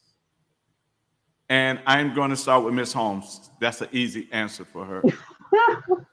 Trying to catch up. Transparency is necessary to deal with anything. With all parents, students, we have to be on the same page. They need to know where we're coming from and what we expect and the instructions that we're giving to the students. So it's important to be transparent wherever possible that we can so that they know that we are genuine and we are serious and committed to the education of our students. Okay. Next. I'll just simply say transparency builds trust. Yes, and I without will be trust, 100% transparent. Okay. That's because we saw some of the school board's Zoom meetings that they was having, and let's be honest, they really don't listen to the parents, because when the parents complain, they still vote the way they was going to vote. So, so we really need transparency. So here's the next question, and everyone, we would like for y'all to answer this one.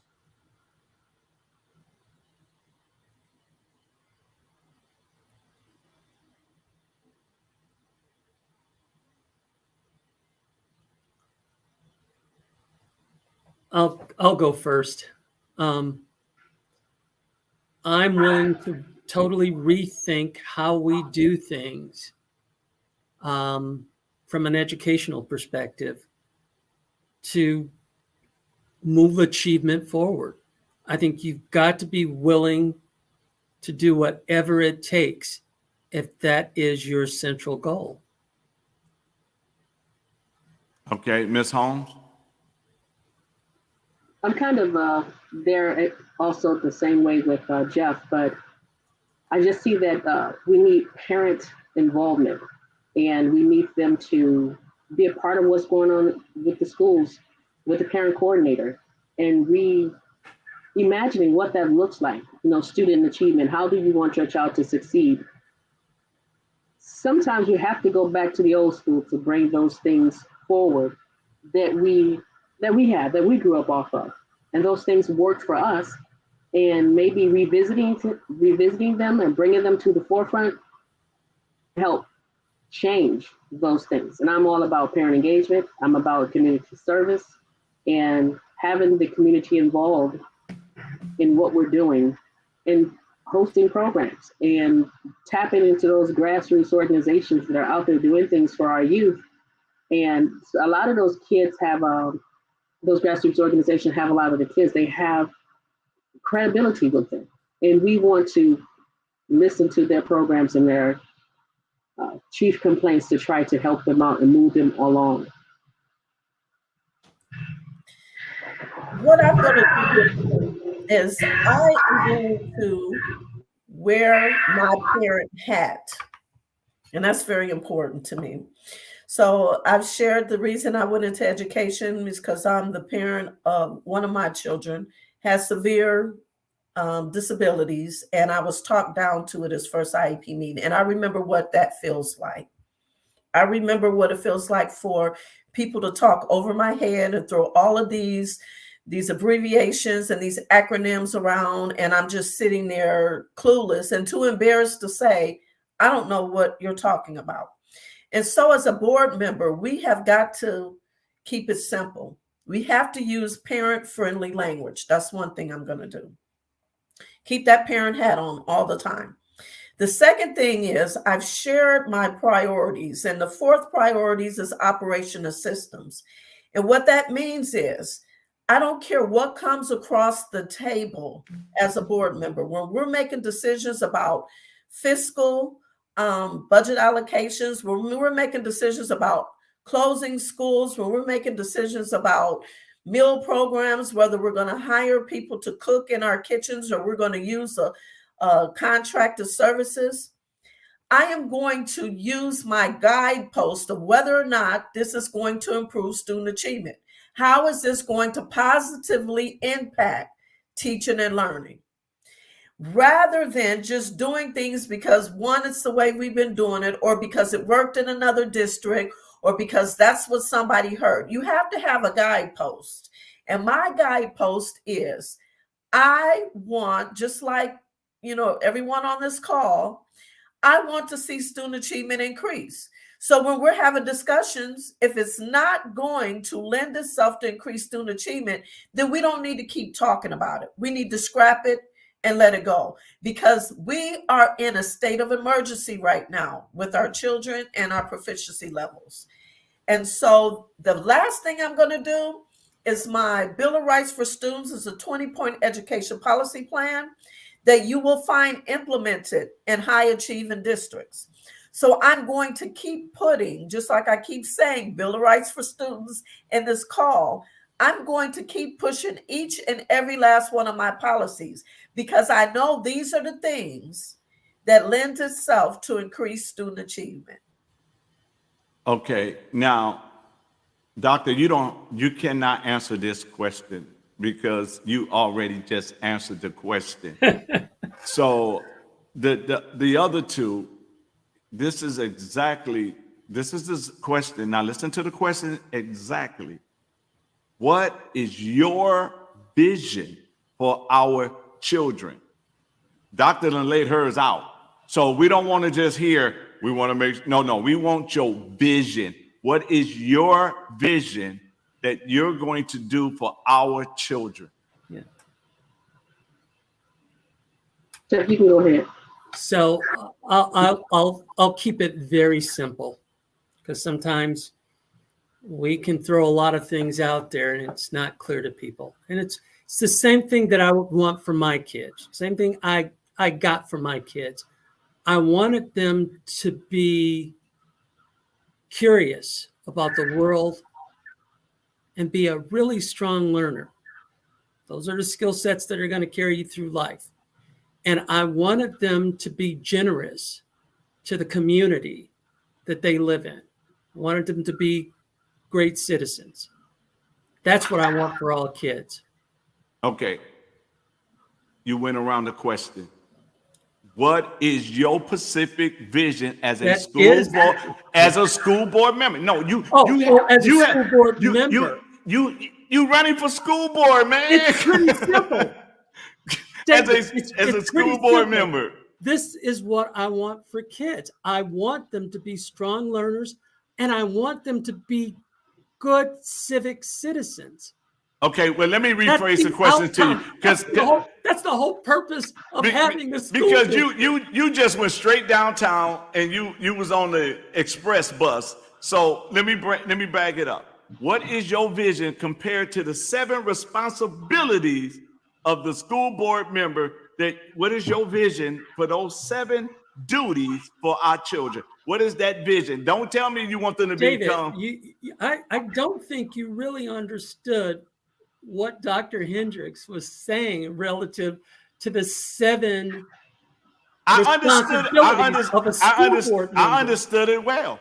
So so what's your vision for the curriculum then? Let me just break it down that way. What's your vision for the curriculum that's going on in the school right now that is failing our children? What's your vision? David, I want curriculum that works for every child.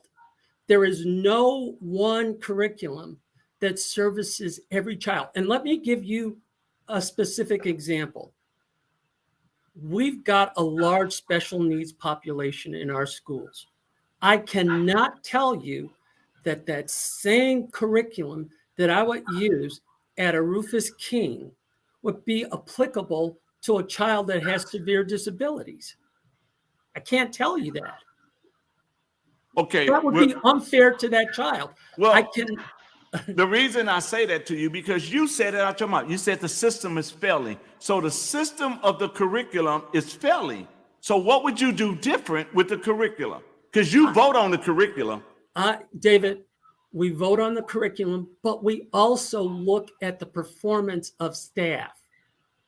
And so it's not just the curriculum, it's the delivery of that curriculum that can be either done with a high degree of fidelity or could be failing. But if the curriculum is failing because you only got 10%, ain't you going to do something different? David, you assess both. You assess whether or not the curriculum is moving you along, but you also assess whether or not you've got the skill sets to execute that. And So so are you you have to so look at both. so are you going to put on the table that you're going to test every teacher to make sure they qualified to teach the curriculum? We should have, and we do have systems to assess our teachers. Now, whether or not folks are doing that assessment to a high degree of fidelity, that's a question. But so are And you what going to are be you the doing? And what are you doing to support the growth of those teachers in a so way? are you going to that be they the can one do that that? hold them accountable for that? Is Of that one of the course. things that you're going to do Of to course. hold That- them accountable? And that and if you're going to hold them accountable, how are you going to fight against the teaching union to make sure they doing that? David, that's what I did during the 16 years that I was on the board. But it failed because it steady No. was declining. No, David, I would tell you that if you looked at my time on the board, we had growth. I left the board in 2015. So if I go back on 2015, by you being there, You go from what was 1999. the percentage when you left I- of children that was able to read and do math at their grade level? Because that's something you should be able to brag on. So what was the percentage? It was higher than it is now, and I can't give But you but numbers. what I can go back and give you the number. we would love those numbers because we want to know where it started falling. Did it But start falling? I think what I can tell you that you can do, and it should be on the MPS website, is they should have that data there to show you what that looks like. And what year did Common Core come in? Common Core came in as I was leaving the district. What was it? 2013, 14 is when the Sure. money started It was coming down. 2010. 2010. Thank you. So you voted for that Common Core. I did. And that's when everything started to decline. David, you're looking at one element and you're saying that was the cause of the decline, and I'm telling you that it's much more complicated than that. Could it have been a contributing factor? Could have very well been. Could there have been a shift? Yes, there could have been a shift if that were deemed to be the core reason that our kids weren't learning. Okay, I'm gonna bring the data too because I got data. I have a very good friend of mine. We work together on this. This is why school board is so passionate for me, is because of the fact that I see the numbers, I see what's going on, and I just love the way doctors being so transparent with it, because that's how we fix things, when we are transparent. Oh, absolutely. So If I can. Okay. So in 2018, 2019, the proficiency level of NPS was 13%. And in math, it was 12%. When Jeff was on the board, I was a teacher. And I'm trying to find the data, but our student achievement was much higher. Our graduation rate was much higher. And this is not an endorsement of Jeff, but I'm just going to say what happened for me as an educator when he sat on the board.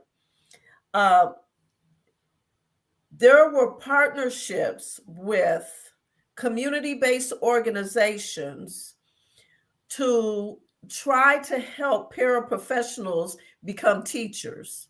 This is when Jeff was on the board, and it was an organization called MTech. Jeff, do you remember MTech? I do very well, yes. And they were partnered with Cardinal Stritch University, and at the time I was a paraprofessional. And part of the requirement to earn your teacher's license is that you had to student teach, which was unpaid. And I'm a single mom with 2 kids. There's no way I could have taken 2 semesters off to student teach, and I had to feed my babies. So the board signed an MOU with the teachers union, with MTech, and with Cardinal Stritch to allow us as paraprofessionals to become the teacher of record while we were earning our teacher's license, and we could keep our job as a paraprofessional. We were on like a leave, but we received teacher pay immediately upon enrolling in the program. this was huge for my family because literally my income doubled once I got in the program. Furthermore, Jeff developed, when he was on the board, they developed a memorandum of understanding with the union, not only with that, but also with the Human Resources Department of MPS, wherein if I stayed at the district for 3 years, then my student loan was forgiven. And so that I do remember. I remember student achievement being higher. I remember there being an influx of particularly African American paraprofessionals who went into special education. At the time, just like right now, special education is a area where there's a teacher shortage. And right now, many of the people that I went through this program with at MTech are principals or they're administrators, and they're still working in education when a lot of people have forsaken the educational field.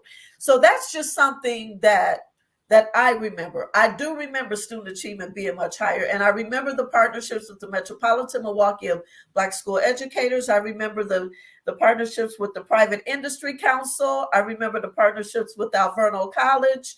Yeah, the board, when I was a teacher, I think had a lot of key partnerships. And then when they thought about how do we not just get them certified, but how do we get them to stay? And that was the whole thing with after 3 years, your loan was forgiven. Right. So that just adds something. And that's really good. And I'm a lion. So I growl, and the thing about it is I just want to know, because like I say, my job for 30 years was fix $1 million companies. That was my job. Go in and fix. I didn't accept excuses. I want to know where you at on paper. What did you look like on paper? Because the paper don't lie. Numbers don't lie. So you can't tell me we great and we only got 10%. You can't tell me we great and we only got 12%. We're not great. Anything else we do, this makes us a failure. This right here, it's just like a man all his life. He was a giver, right? And he made one mistake. And what happened? You don't even remember the good things he's done. So my thing is, from 2010, when I started fighting Common Core in 2010. I started to educate in 2009 about school choices and things like that, to educate the community, to say, hey, listen, we can do better. Our kids can do better. We can challenge them to raise the bar for our children. So that's how long I've been in this fight. So when I say I got sweat in this thing, that's why I was like, okay, what do you do? What was the percentage, and when did it start to drop? Because that's where we got to ask ourselves. If I know where it started to drop, what was we doing when it started dropping? Were we less concerned? Was it more money? It's just like right now, the federal government is they gave $80 million for social emotional learning.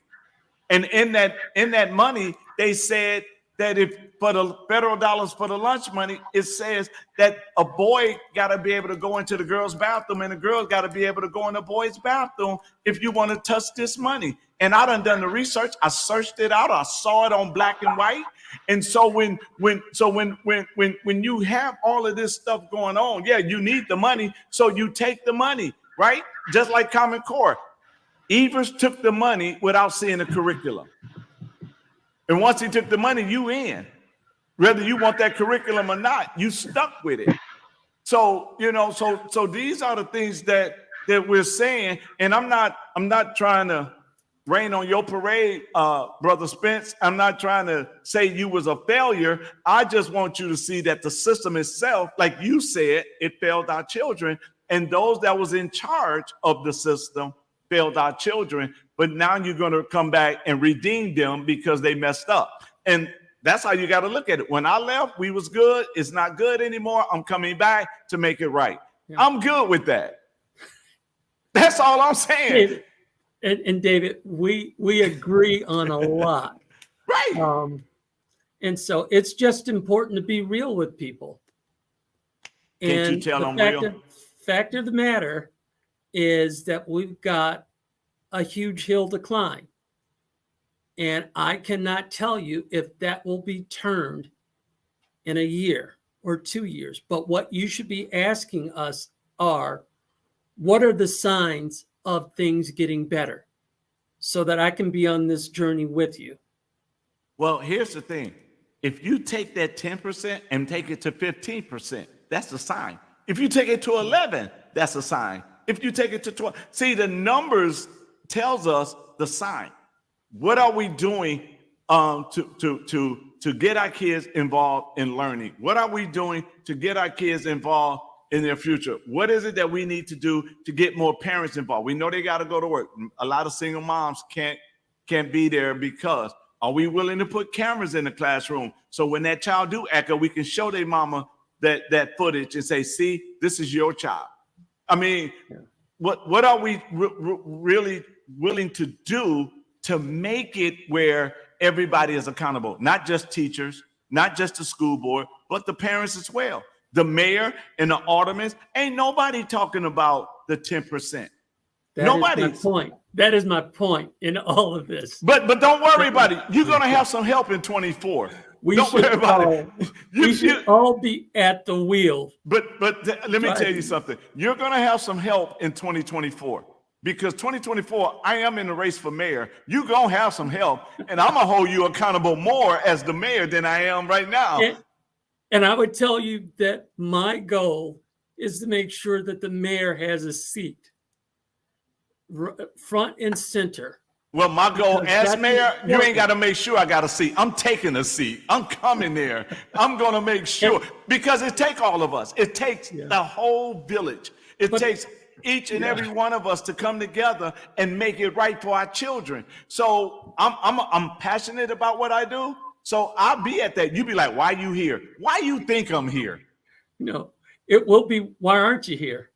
There you go. Come on, Miss Home. We ain't heard from you. Well, you guys are talking and doing everything else. So I'm just sitting here watching. So tell us your vision.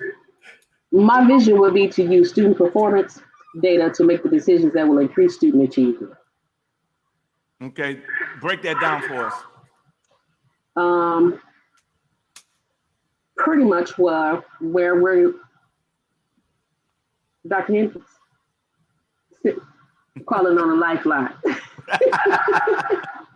So you know, the thing I like about a board is that everyone is not the same, right? Yeah. So I'm the educator. Pamela is really much into being a public servant. And so when I think about Pamela's priorities, which are safety, mental health, student growth, and what's the other one, Pamela? Achievement. Mm-hmm. And, you know, I can see Pamela looking at suspension data and saying, what is it that we need to do to decrease the number of kids that are being suspended so that student achievement will increase? And then what is it that we need to have in the building to deal with the behaviors and the social emotional health of students? And if we choose a curriculum, where has this curriculum been used in another city? Does the city have the same demographics as NPS? Things like that. Rather than just have someone come and say, oh, we got this program and you NPS should use it. You know, really use data to drive that decision making. And that's what Pamela and I've talked about. Did I capture that right, Pamela? Absolutely. You know, I'm coming from, my background for 26 years has been in law enforcement. And I'm switching hats and coming over to Milwaukee Public Schools as a school board director.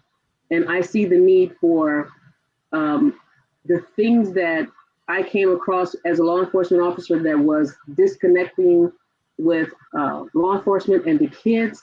And I want to see how can we fix those relationships? How can we create better understandings and foster better relationships with our youth in the schools? How can we get them on the right track? And how did we fall off? How did the kids fall off? How did the school board fall off in providing safe lessons, whether it's DARE, GREAT, all of those things? My vision is to have some type of relationship with the Milwaukee Fire Department, with all of these service industries, because we're not grooming kids anymore to become cops and to become firefighters. Like we're missing all of those things, and our kids are missing jobs that provide pensions for life. You know what I'm saying? It's a great tool. It's a great program. They can come in as a police aid. They brought the police aid program back. The firefighters have the fire cadet. They can start when they're 18 years old, and these kids right out of high school can go into a service career, a service job, making money to sustain themselves and take care of families if they don't see college in their future. Now, let me say this. Oh, wait a minute. Whose is that? Let me say it like this. I love having you guys here because you are from different walks, and that's what it takes. It doesn't take everybody the same because everybody have a different idea. See, I beat on the man because I like beating on men. You know, that's a male thing that goes on. You know, if I didn't look him up or didn't like him, I wouldn't have him on the show. Let's just keep it real. But I like the battle because you know why? One thing about us men is when you start to address them, some people look at it as it being an attack. It's not an attack. That makes us talk. See, we don't say much. We'll just say, yeah, we're gonna do this. But if you attack, then we start breaking stuff down. That's just how we function. That's how we operate. And that's why I'm so glad that when I went in, he was like, "Oh, we agree on the same thing." Then he started breaking down the stuff we agree on. So, you know, and this is what I want. I don't want the, how should I say? I don't want the pretty politics crap that you just say a word and go. No, I want you to dig in. And like Dr. Hendricks say, you have a ex-cop, you have an ex-school board member, you have an ex-teacher. That is a brilliant combination to making things change, you know, and that's how it is. And Ms. Holm is a cop. So she's looking at Dr. Hendricks and saying, hey, listen, I need your input on this area because I'm not good in that area. And then Ms. Hendricks saying, well, I need your input on this area, mental health and safety in the school. Why? Because I'm an expert in that. And you got 20 years under your belt. You're an expert. He said, well, look, I've been on the school board. When I was on there, this is what happened. You are a testimony of what happened when he was on there. So you guys, this is how I do it. This is just my way. I rock. If Jeff, if you did not look at any of my shows, then you get an eye opener because you should have looked at a show and say, this man is crazy. But it just reminds me of holidays with my brothers and sisters. That's what it is, because this is what we do. Right. And I got 6 brothers, so this is what we do. So, you know, and this is why I'm going to put this up because this lady just put up something that I want you guys to watch, to see and talk about. But this is what we're talking about. We're not asking you guys to have the same skills. We're asking you to have the same goal. And the same goal is our children. I don't care about the skills. Let's look at the goal. Let's look at the purpose. When we can find a goal, I see y'all passion because purpose produces passion. So let me see that. That's what I want the people to see about you guys. I don't want them to just see your name and they say, oh, we're going to go vote. No, let them see how you guys answer under pressure. That's why I'm so glad that I don't give you guys questions until the day of, that you can speak from your heart. Like Ms. Holmes, she's being honest. Hey, listen, that ain't my arena. That's why I have my coach. And Dr. Hendricks is my coach, and she helps me out on this. Dr. Hendricks says, hey, I've never been in law enforcement. I really don't know safety. But Pamela Holmes is my expert in that, right? I've never been on a school board. So how do we debate and vote on something? Well, that's where Spence come in at. What we going to expect when we get there? See, you guys got the combination that can change the narrative. And that's the part that I love. And again, I get excited when it comes to our children, right? I have t-shirts that say save the next 4 generations because I'm very passionate about it. And this is why I love doing these kind of shows. And I'm so glad that Jeff did not get mad at me and get off the show, and because this is what I want people to see, the real you. I don't want them to see no cute you. I want them to see the real you. How do you understand? That's why I'm so glad even doctors say, wait, y'all want to talk numbers? Okay, hold on. Let me get my books. Boom, boom, boom. This is what we do with the Constitution. Every time I got a Constitution show, we go straight to the source. We don't just say something off our head. We go to the source. Why? Because we want you to know exactly. And if we don't know the answer, we're going to tell you we don't know the answer, and we're going to move on. But we will get you the answer. And that's what a good leader is all about. It's not saying I know it all, but I will find it all. Absolutely. And I'm so grateful for you guys. I had to say that before we move on, because I just want y'all to know I'm grateful for all y'all being on. And Brother Spence, we're gonna have to go get a cup of coffee. I'm gonna buy you a cup of coffee so you still like me when this is over. You're a general. We probably came through about the same time. What year? 78. Oh, you a year before me. Okay. That's why you think you're a bully. Okay, I got you. I got you. Okay, this lady got a question. Y'all, I want y'all to touch. Or a statement. She made a statement, but y'all go ahead. And any one of y'all can touch this one. So I will tell you why she received the letter. Under No Child Left Behind that was proposed by Bush, there were requirements for what was defined as a highly qualified teacher. And a highly qualified teacher at that time was defined as someone who had completed a certified teacher preparation program and someone who held a state license. And under No Child Left Behind, school districts had to send a letter. And Jeff, I know you remember this. School districts had to send a letter home to the parents of every child who was sitting in the classroom where the teacher had not completed a certified educator preparation program and held a regular teacher's license. When Obama came in, he changed the legislation to Every Student Succeeds Act, but he kept that provision in there. So the parents would know whether or not your child's teacher holds the correct credentials. So that's why those letters come out. What is the number of unlicensed teachers in NPS? I don't know. But you can contact the Office of Board Governors and do a record request and get that data. I could also do it, but they may, I could do that, but you know, when we have questions like that, there are vehicles for us to get that data.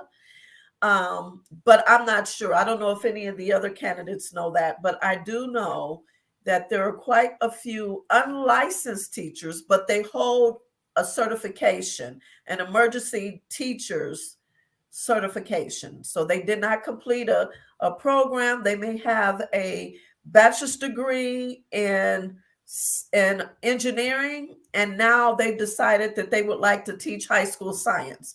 So they're able to get an emergency license to do that. Okay.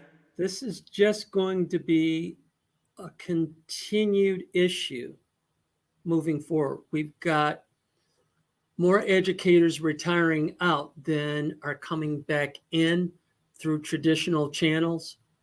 And so these alternative channels are going to be huge in trying to find staffing that can actually help our young people. We've got to find a number of different methods to get people into the profession and to stick in the profession as well. And okay. we've done a disservice to teaching over the last 10 years because we've vilified teaching. Yes. So much so that a lot of our kids don't see the respect that they should have for people who are passing down knowledge to them. We've got to find a way to rebuild the stature of teaching in our communities. Okay. So now I got a question, but somebody got another question. But before they question, I got to ask this question, okay? And I'm just curious about this. But first, Jeff, and I think Dr. Reese, you might know her, and Pam, you might know her too. But we have a young lady watching who's also a general, and she's speaking and commenting, hollering yes, yes, and yes, and it is Dorothea Macon, aka Zuni. Zuni, yeah, my girl. Yes, my girl. We grew up together, lived next door to each other. So yeah, so she's on here and she's watching. So I'm grateful. But my question that I wanted to ask you guys is this: will you guys be open to allow organizations back in the school during the day to help with help with structure, help with safety? I'll give you an example. Down in Alabama, remember that big brawl, and all of a sudden the fathers showed up and they allowed the fathers in the school, and they haven't had a breakout fight like that since. So would you guys allow religious organizations? Because sometimes they say, well, we don't want a religious organization in the schools. And let me give you a prime example. I teach a class called Kingdom Men's, and it's from 3rd grade to 8th grade boys. And I did it at a Lutheran school. It was an after-school program. And those boys went home, and those mothers began to write to school and saying, thank you for this program, because my sons are now acting different. Now, I used the Bible, but I didn't use any religion. I just took certain things about behavior. I took certain things about honor. I took certain things about choice out of it and used it as the curriculum. Would you guys allow any organization to come in and help with those children, or even make it an after-school program? I think you have to have those community connections to have a holistic relationship between that child and that community. It's just got to be there. One of the things that we put into place before I left the board was this notion of a community school. As a matter of fact, my kids went to Highmount Elementary School, which at the time was a community school. My wife taught there. It's an MPS school. And the whole notion is that you would have a host of relationships with others in your community that played into that school community. It was connected. The opportunities are there.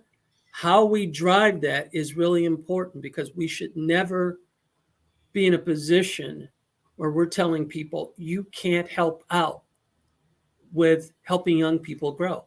Let's figure out how to do that. Okay. Anybody else want to touch it? So number 16 in my Bill of Rights is that each There you go. each student shall receive tutoring or additional support to ensure academic success in partnership with community-based organizations. So absolutely, whether it's tutoring, whether it's with mental health. I know during the pandemic, Rogers Memorial was providing a lot of virtual mental health services for people. That could be an option, because we know we don't have a lot, or we have a shortage in social workers and psychologists and related services. So yes, that aligns with my policy. Okay, Ms. Holmes? Yes, for me, I would like to use a different approach and say that I would encourage every alumni of the high school that you've attended to go back. I'm a member of North Division Alumni Association, Blue Devils, and also the North Division Athletic Hall of Fame. I know one of the things that some of the alumni do, they do go up to North Division every day, and they're pulling the kids out of the class to help them read with their work, with the tutoring and everything else. But we've graduated and we've left the school, right? And we thinking that, okay, somebody else is going to do it. No, why don't you be the person to go back and see what's going on with the kids? Give back to them. If you got time to do it, just go up there and volunteer a couple hours. It makes all the difference in the world just to talk to these kids and just for for them to hear from a former Blue Devil what it was like when we went to school and the things that we did, and just have conversations with them. A lot of them don't have big brothers and big sisters. If they do, maybe they're not responsible, or maybe their parents are not responsible. You can give them guidance and just answer some of the questions that they may have, or problems or situations that they're going through, or just talking to them. So I would encourage those people that have graduated from high school as alumni to go back, just give back to the kids. And I would be all for groups that's coming in once they're vetted, of course, and making sure they don't have nothing on their record. And, they can be around kids, the background checks, but yes, absolutely. Okay. Now, here's the next question. And any one of y'all can touch it.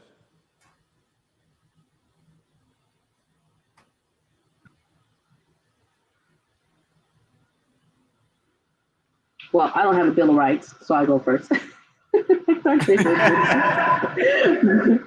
She has everything, and I'm appreciative of that. So I'm really opening to listening and learning from her as well. I think the parents should really want to be involved with their students, with their kids at the school. They have to be, and we just have to figure out a way to try to get them up there. Whether it's a potluck, most people do well over breaking bread. When you're inviting them up to come and chat and talk about academics, the data, whatever it is that's going on with their students, but just having them, providing that atmosphere to let them know that they are welcome to the school to come and participate. And I'm for that. So I'm not sure if you remember when you could be cited if your child were not in school. And there were people who were vehemently against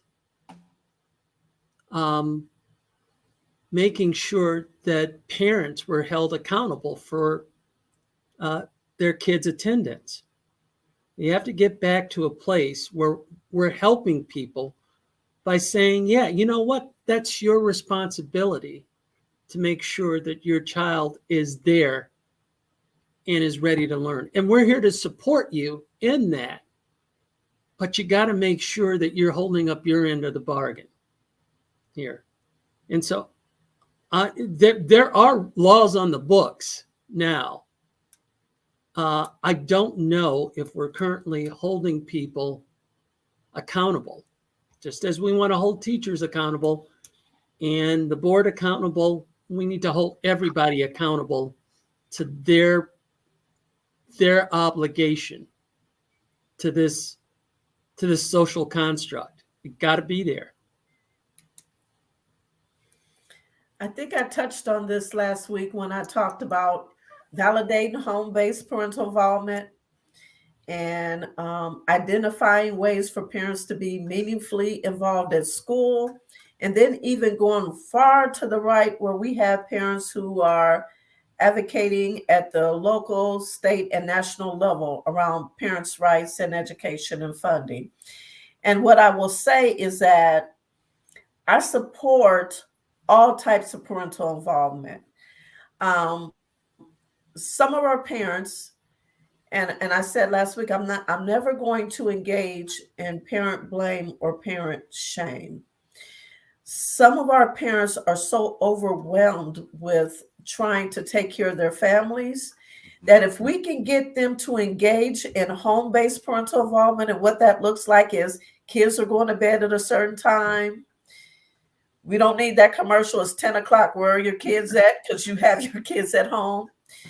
You're making sure that your child is doing their homework and just signing that you saw them do it. You're getting them up on time, wishing them off to have a good day of learning, making sure they get on the bus, making sure they get to school on time. And then the one thing that I would be adamant about is that all parents attend parent-teacher conferences every quarter so that they can know exactly where their child is and ask questions about what is it that I can do.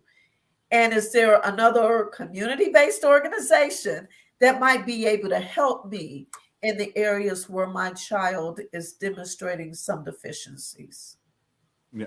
And I'm in agreement with you guys. We do need the parents' involvement, but like Mr. Spence said, the whole system.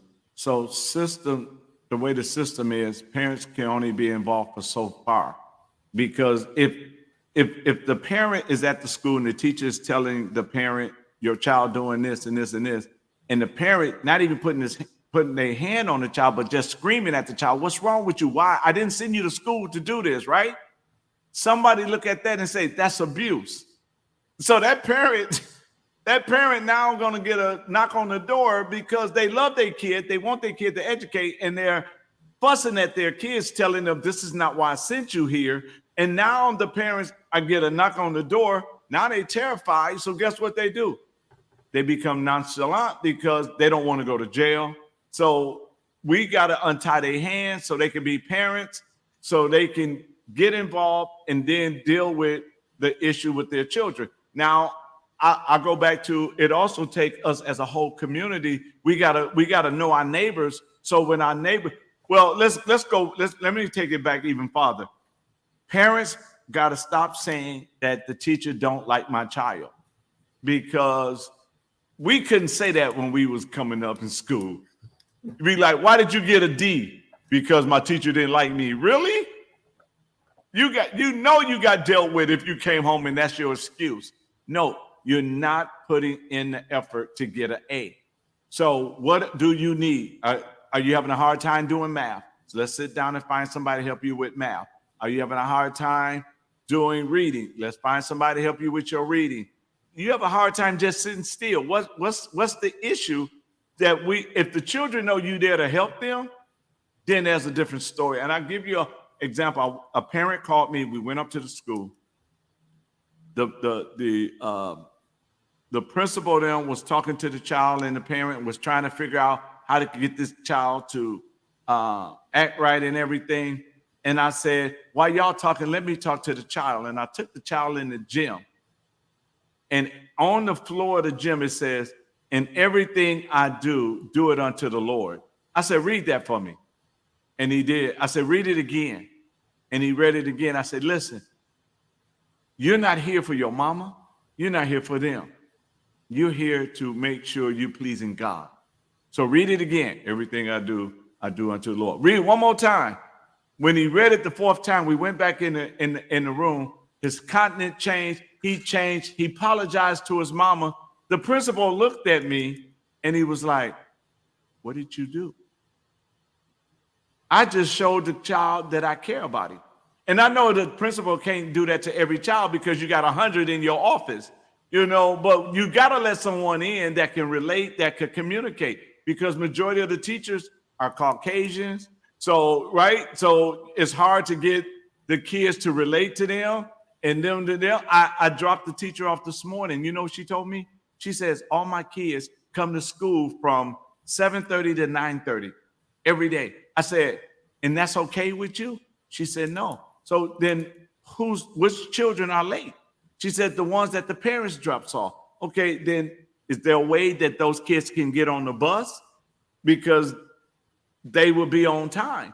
I mean, as we try to come up with a solution, if you know that these kids is coming in from 7:30 to 9:30 because they can't get on that bus, then what is it? Is the bus just don't go that route? Do we need to fix the bus route that they can get on the bus? Because now their mama got to pay for a lift to get them to school because they can't get on the bus. So what do we do to make sure that child can get on the bus and get to school on time? I mean, there's all kind of ways. It's not like parents is not trying. And we don't want to make the parents to be the villain, just like we don't want the teachers to become the villain, and just like we don't want the school board to become the villain, right? So we got to come up with a solution that everybody is trying. Even the child is trying, because that's what we need right now. And you know what, you guys, this is what I'm going to do, because they steady coming in, but I'm cutting it off because we already over 2 hours. And I told Dr.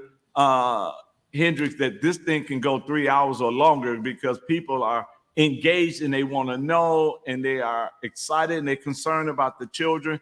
And, you know, we all got one goal, and that's to make it better for our kids for the next future.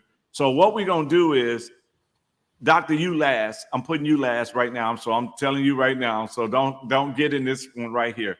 Which one of you two wants to do your closing statement? But I'm telling you now, it got to be more than 2 minutes. I don't want that simple peanut butter jelly type. I want you to give me some meat and potatoes in your closing. So which one of y'all want to go first? And I already know, Jeff, ladies first. So I'm going to go ahead and put her on the screen. No, I yield to Jeff. Go ahead, Jeff. I can go first. Yeah. Okay, hold on. Yeah. So what this upcoming election is really about is whether or not we're serious about educating all kids in this city. And if we're serious about it, we will have the grit to make major changes to help all kids. We're willing to break the mold to create something that's better. And so that will be the promise that you will get from me and others. It can't be just business as usual in the hopes that somehow the whole educational dynamic changes. We've seen the trajectory that we're on right now, and it's not going to cut it. So the promise is that I will do all that I can with this board and with this community to move the educational needle forward. I know you may want some details, but quite frankly, it's about us coming together to decide together what some of those things will be to turn the tide. Can't do it without you. Love to do it with you, which is why I'm out here. Well, thank you, sir. And you didn't have to throw a rock at me because I don't want details. No rocks. I just want you to be at the table. Trust me. Trust me. I am definitely gonna be at that table. I know I'm gonna win the mayor race, and if I don't, I'm still at that table. So I'm gonna get on your nerve one way or the other. So I'm not, it's not that. I'm serious about this. I've been in this fight for a long time to try to make it right. When I heard about you four, I was like, perfect opportunity to flip the house. And so this is why I do what I do and invite you guys to do a show. I normally don't do as many shows, but you guys ain't got that long. Now, all you guys are in April, or are you guys in February? April 4th for me in Chandler. It's the same. Okay, so everybody good. That's even better. So before I put Ms. Holmes on the screen, on Monday, we will be at the Good Hope Branch Library from 5:30 to 7 with the read tour. And the read tour is, we want to restore family. We want to rebuild our community. We want to reconnect with our neighbors. We want to recommit to our cities, and we want to reestablish trust in the city. So if you guys are in the area of the Good Hope Library, we'd love to have you guys there and share with the people of that. And whenever we do the tour, because we're in every library from every Monday until April. So if anytime we're in your area, you are welcome to come and speak and talk to the people. We do doors. We knock on the doors, invite the community to come out. We did the first one at Atkinson Library. Now we're going to Good Hope, and then we're going to Center Street, Fond du Lac Library. So you guys are more than welcome to come with us and share anything that I can do to help you guys with your campaign. I'm willing to do. That's why I have you guys on the show, because we gotta flip it. All right, Ms. Holmes, Sergeant, you up. Thank you. As a former Milwaukee police sergeant and also a parent, I had the unfortunate responsibility and seeing many people at their worst. And one of the things that the reason why I want to be a part of the school board and just make a different change with the kids, just give them hope, give them inspiration, someone to listen to them. And I'm coming from a perspective of my daughter. My child was an NPS student, and I took her out of NPS because of the bullying and the issues when I sent the letter to the superintendent. I sent an email, and I did not get a response back from him. No one from the school board contacted me to follow up with anything or any comments or questions that I had, to the point where my daughter started self-harming herself. So I want to be that voice for those parents who still have children left in NPS and can't get their kids out or take their kids out or send their child to another school or not getting the help that they need or don't know how to go about doing that. And it's not that I want anyone to leave or take their child out of NPS. I want to try to make NPS better. With the 3 people that are going to be with me on this board, to, like you said, Dr. King, flip the board. We have to do better by our kids. Our kids are dying. Our kids are failing. Our kids are feeling hopeless.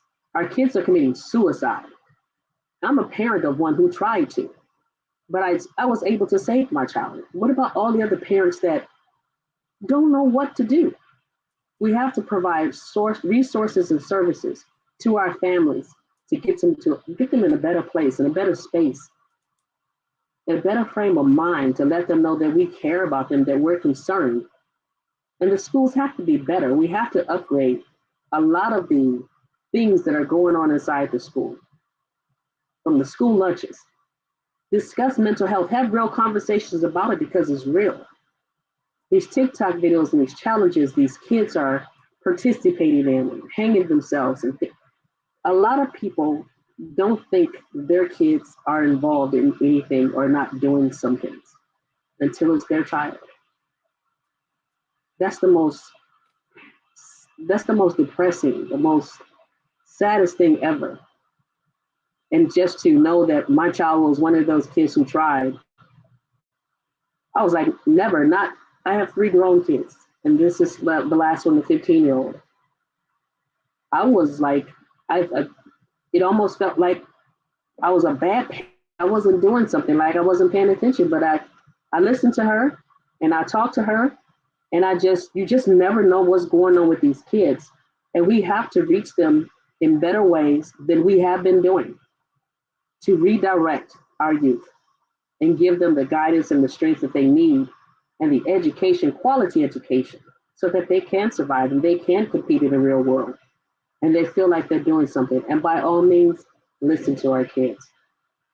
Listen to them when they're speaking to us, as well as the parents, and give them parents the education that they need as well. Give them support, even if it means them coming back to school to be a part of their kids' education and their learning. If we can host night school or something for the parents to get them updated with what's going on, giving them the services and support that they need to try to cope as parents.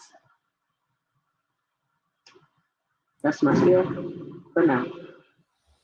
See, I know if you just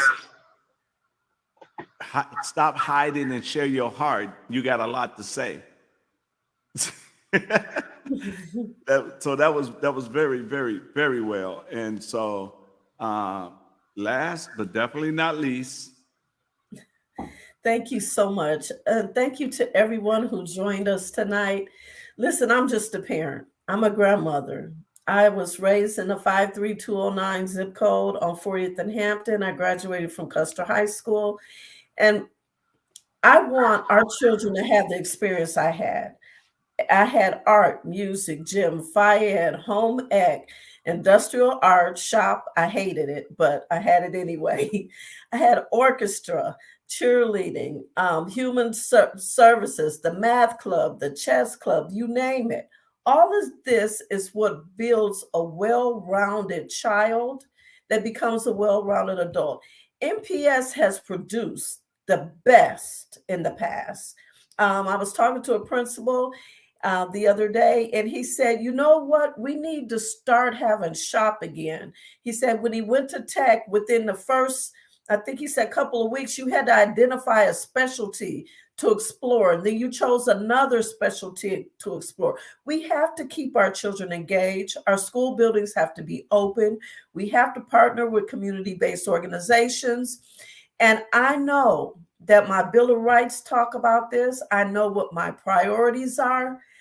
I have the education, I have the knowledge and experience to represent District 1 better than anybody.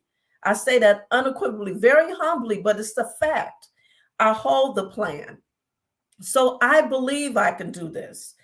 We are the ones we've been waiting for. I believe in you as parents, as community members, to rally behind the board and let us know what it is that you need. So I believe in me.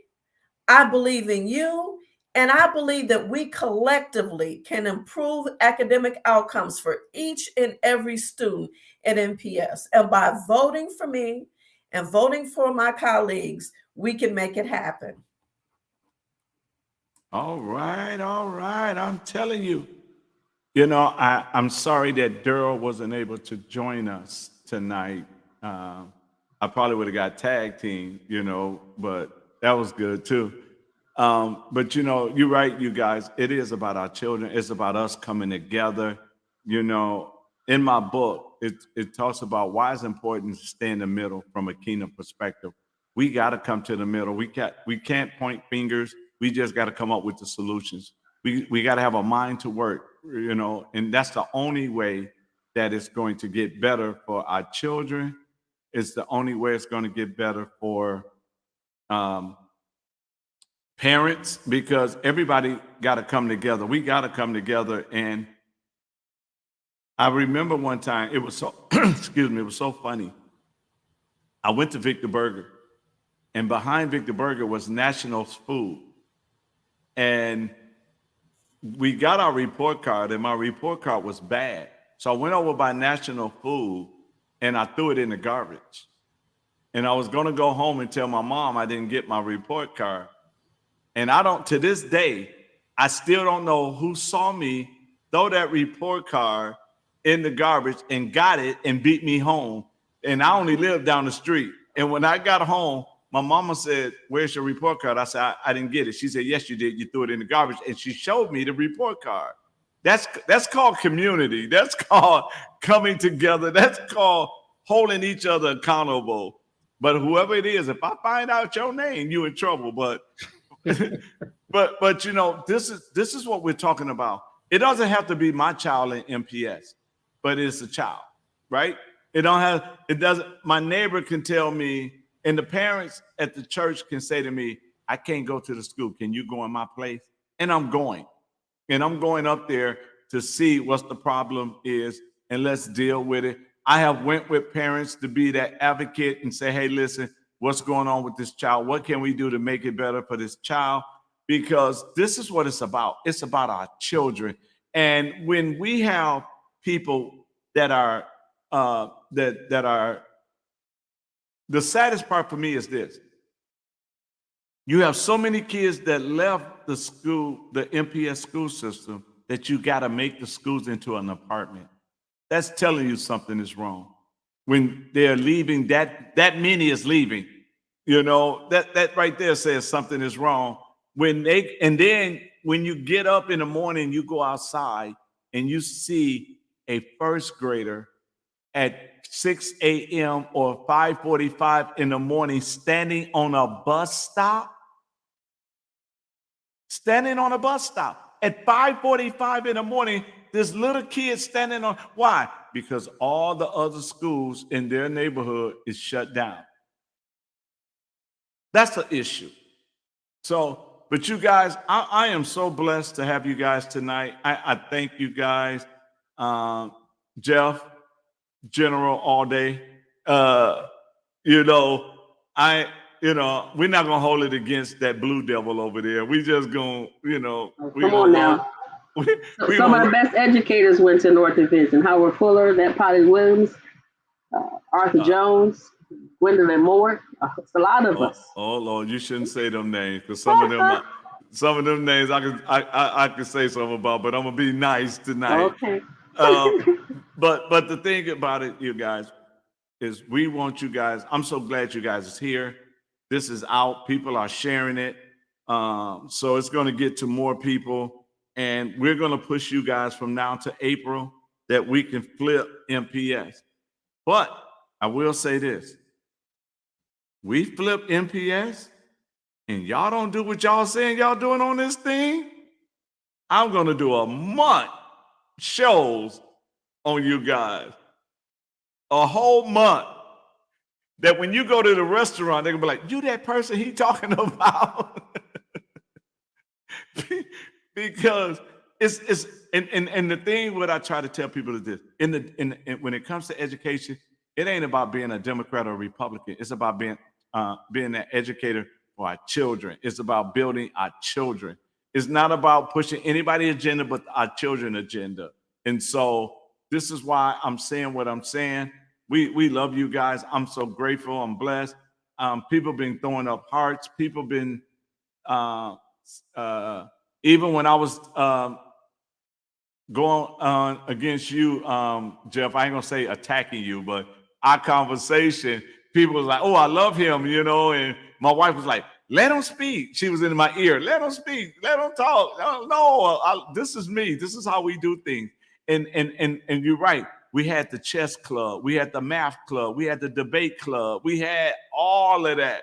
And if our children would learn how to debate, right, they would be better. They wouldn't pick up a gun if they learn how to debate, how to handle things. They don't know how because why?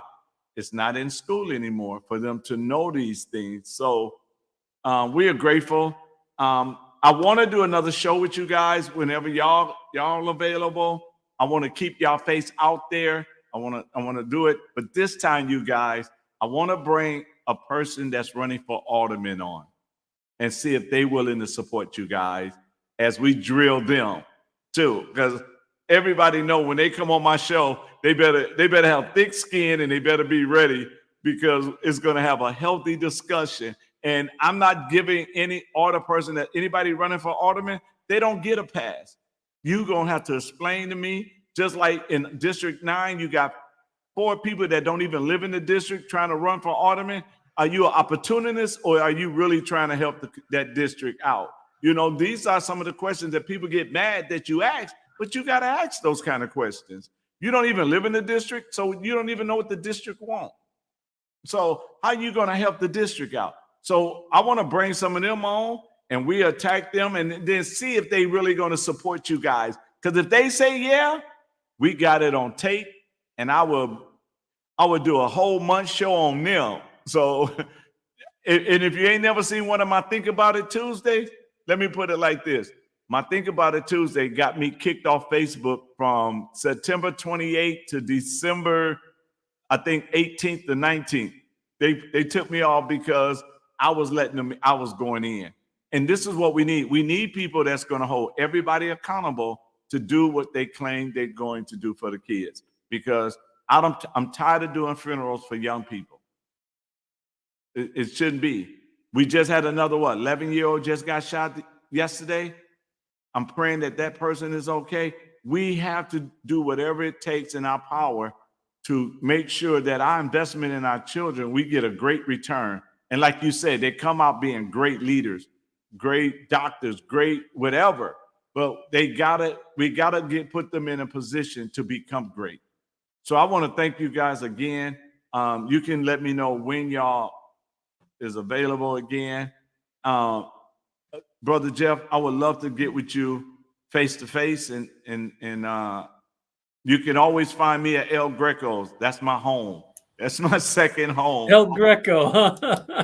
I'm always at El Greco. So anytime you're free, I want to meet you, and we got to meet at El Greco's. Anybody, any one of y'all more than welcome to join us. But I would love to just sit down with you guys, talk with you, and find out what all we can do to push you guys, to get you more exposure, to do whatever it takes so we can have the victory. And we need all 4 of you guys. to win. I would say, Jeff and Chandler, you want to do whatever you can to help us win. We need you to go out there with us and canvass the neighborhoods. How about that? Well, I'm already out there. I'm already out there knocking doors every time I got to do a library thing, so I have no problem with that. Okay. I have no problem. Just don't send me and you in the house drinking a cup of coffee and it's cold outside. Don't be like, oh, he got that. No, I'll walk with you. Do doors with you. I don't have no problem with that, because this is life or death with our children. This is serious. So yeah, I would. And he's known there. Really, Greg, I ain't tell you to say nothing like that now. You ain't got to go there. But I am known at El Greco's. That's my spot. If you ever want to go and just enjoy some good food, and I love the owners. They take good care of us. So stop in at El Greco's and just tell them Dr. King sent you, and they're good people. So with that being said, we're going to go. It's 2 hours and 35 minutes. We done did this show, and we survived. We all still smiling. We're still smiling, so we survived this one, but this is it. And for everybody, I'm sorry I didn't get to all of you guys' questions and comments and everything, because if I did, it'll be a 3.5-hour show. So we're going to cut it now, and we just say thank you, guys. We talk to y'all soon, and we'll let you know when the next show, when they let me know, I'll let you guys know when they're going to be back on. So we thank you guys. Until next time. God bless. Thank you much.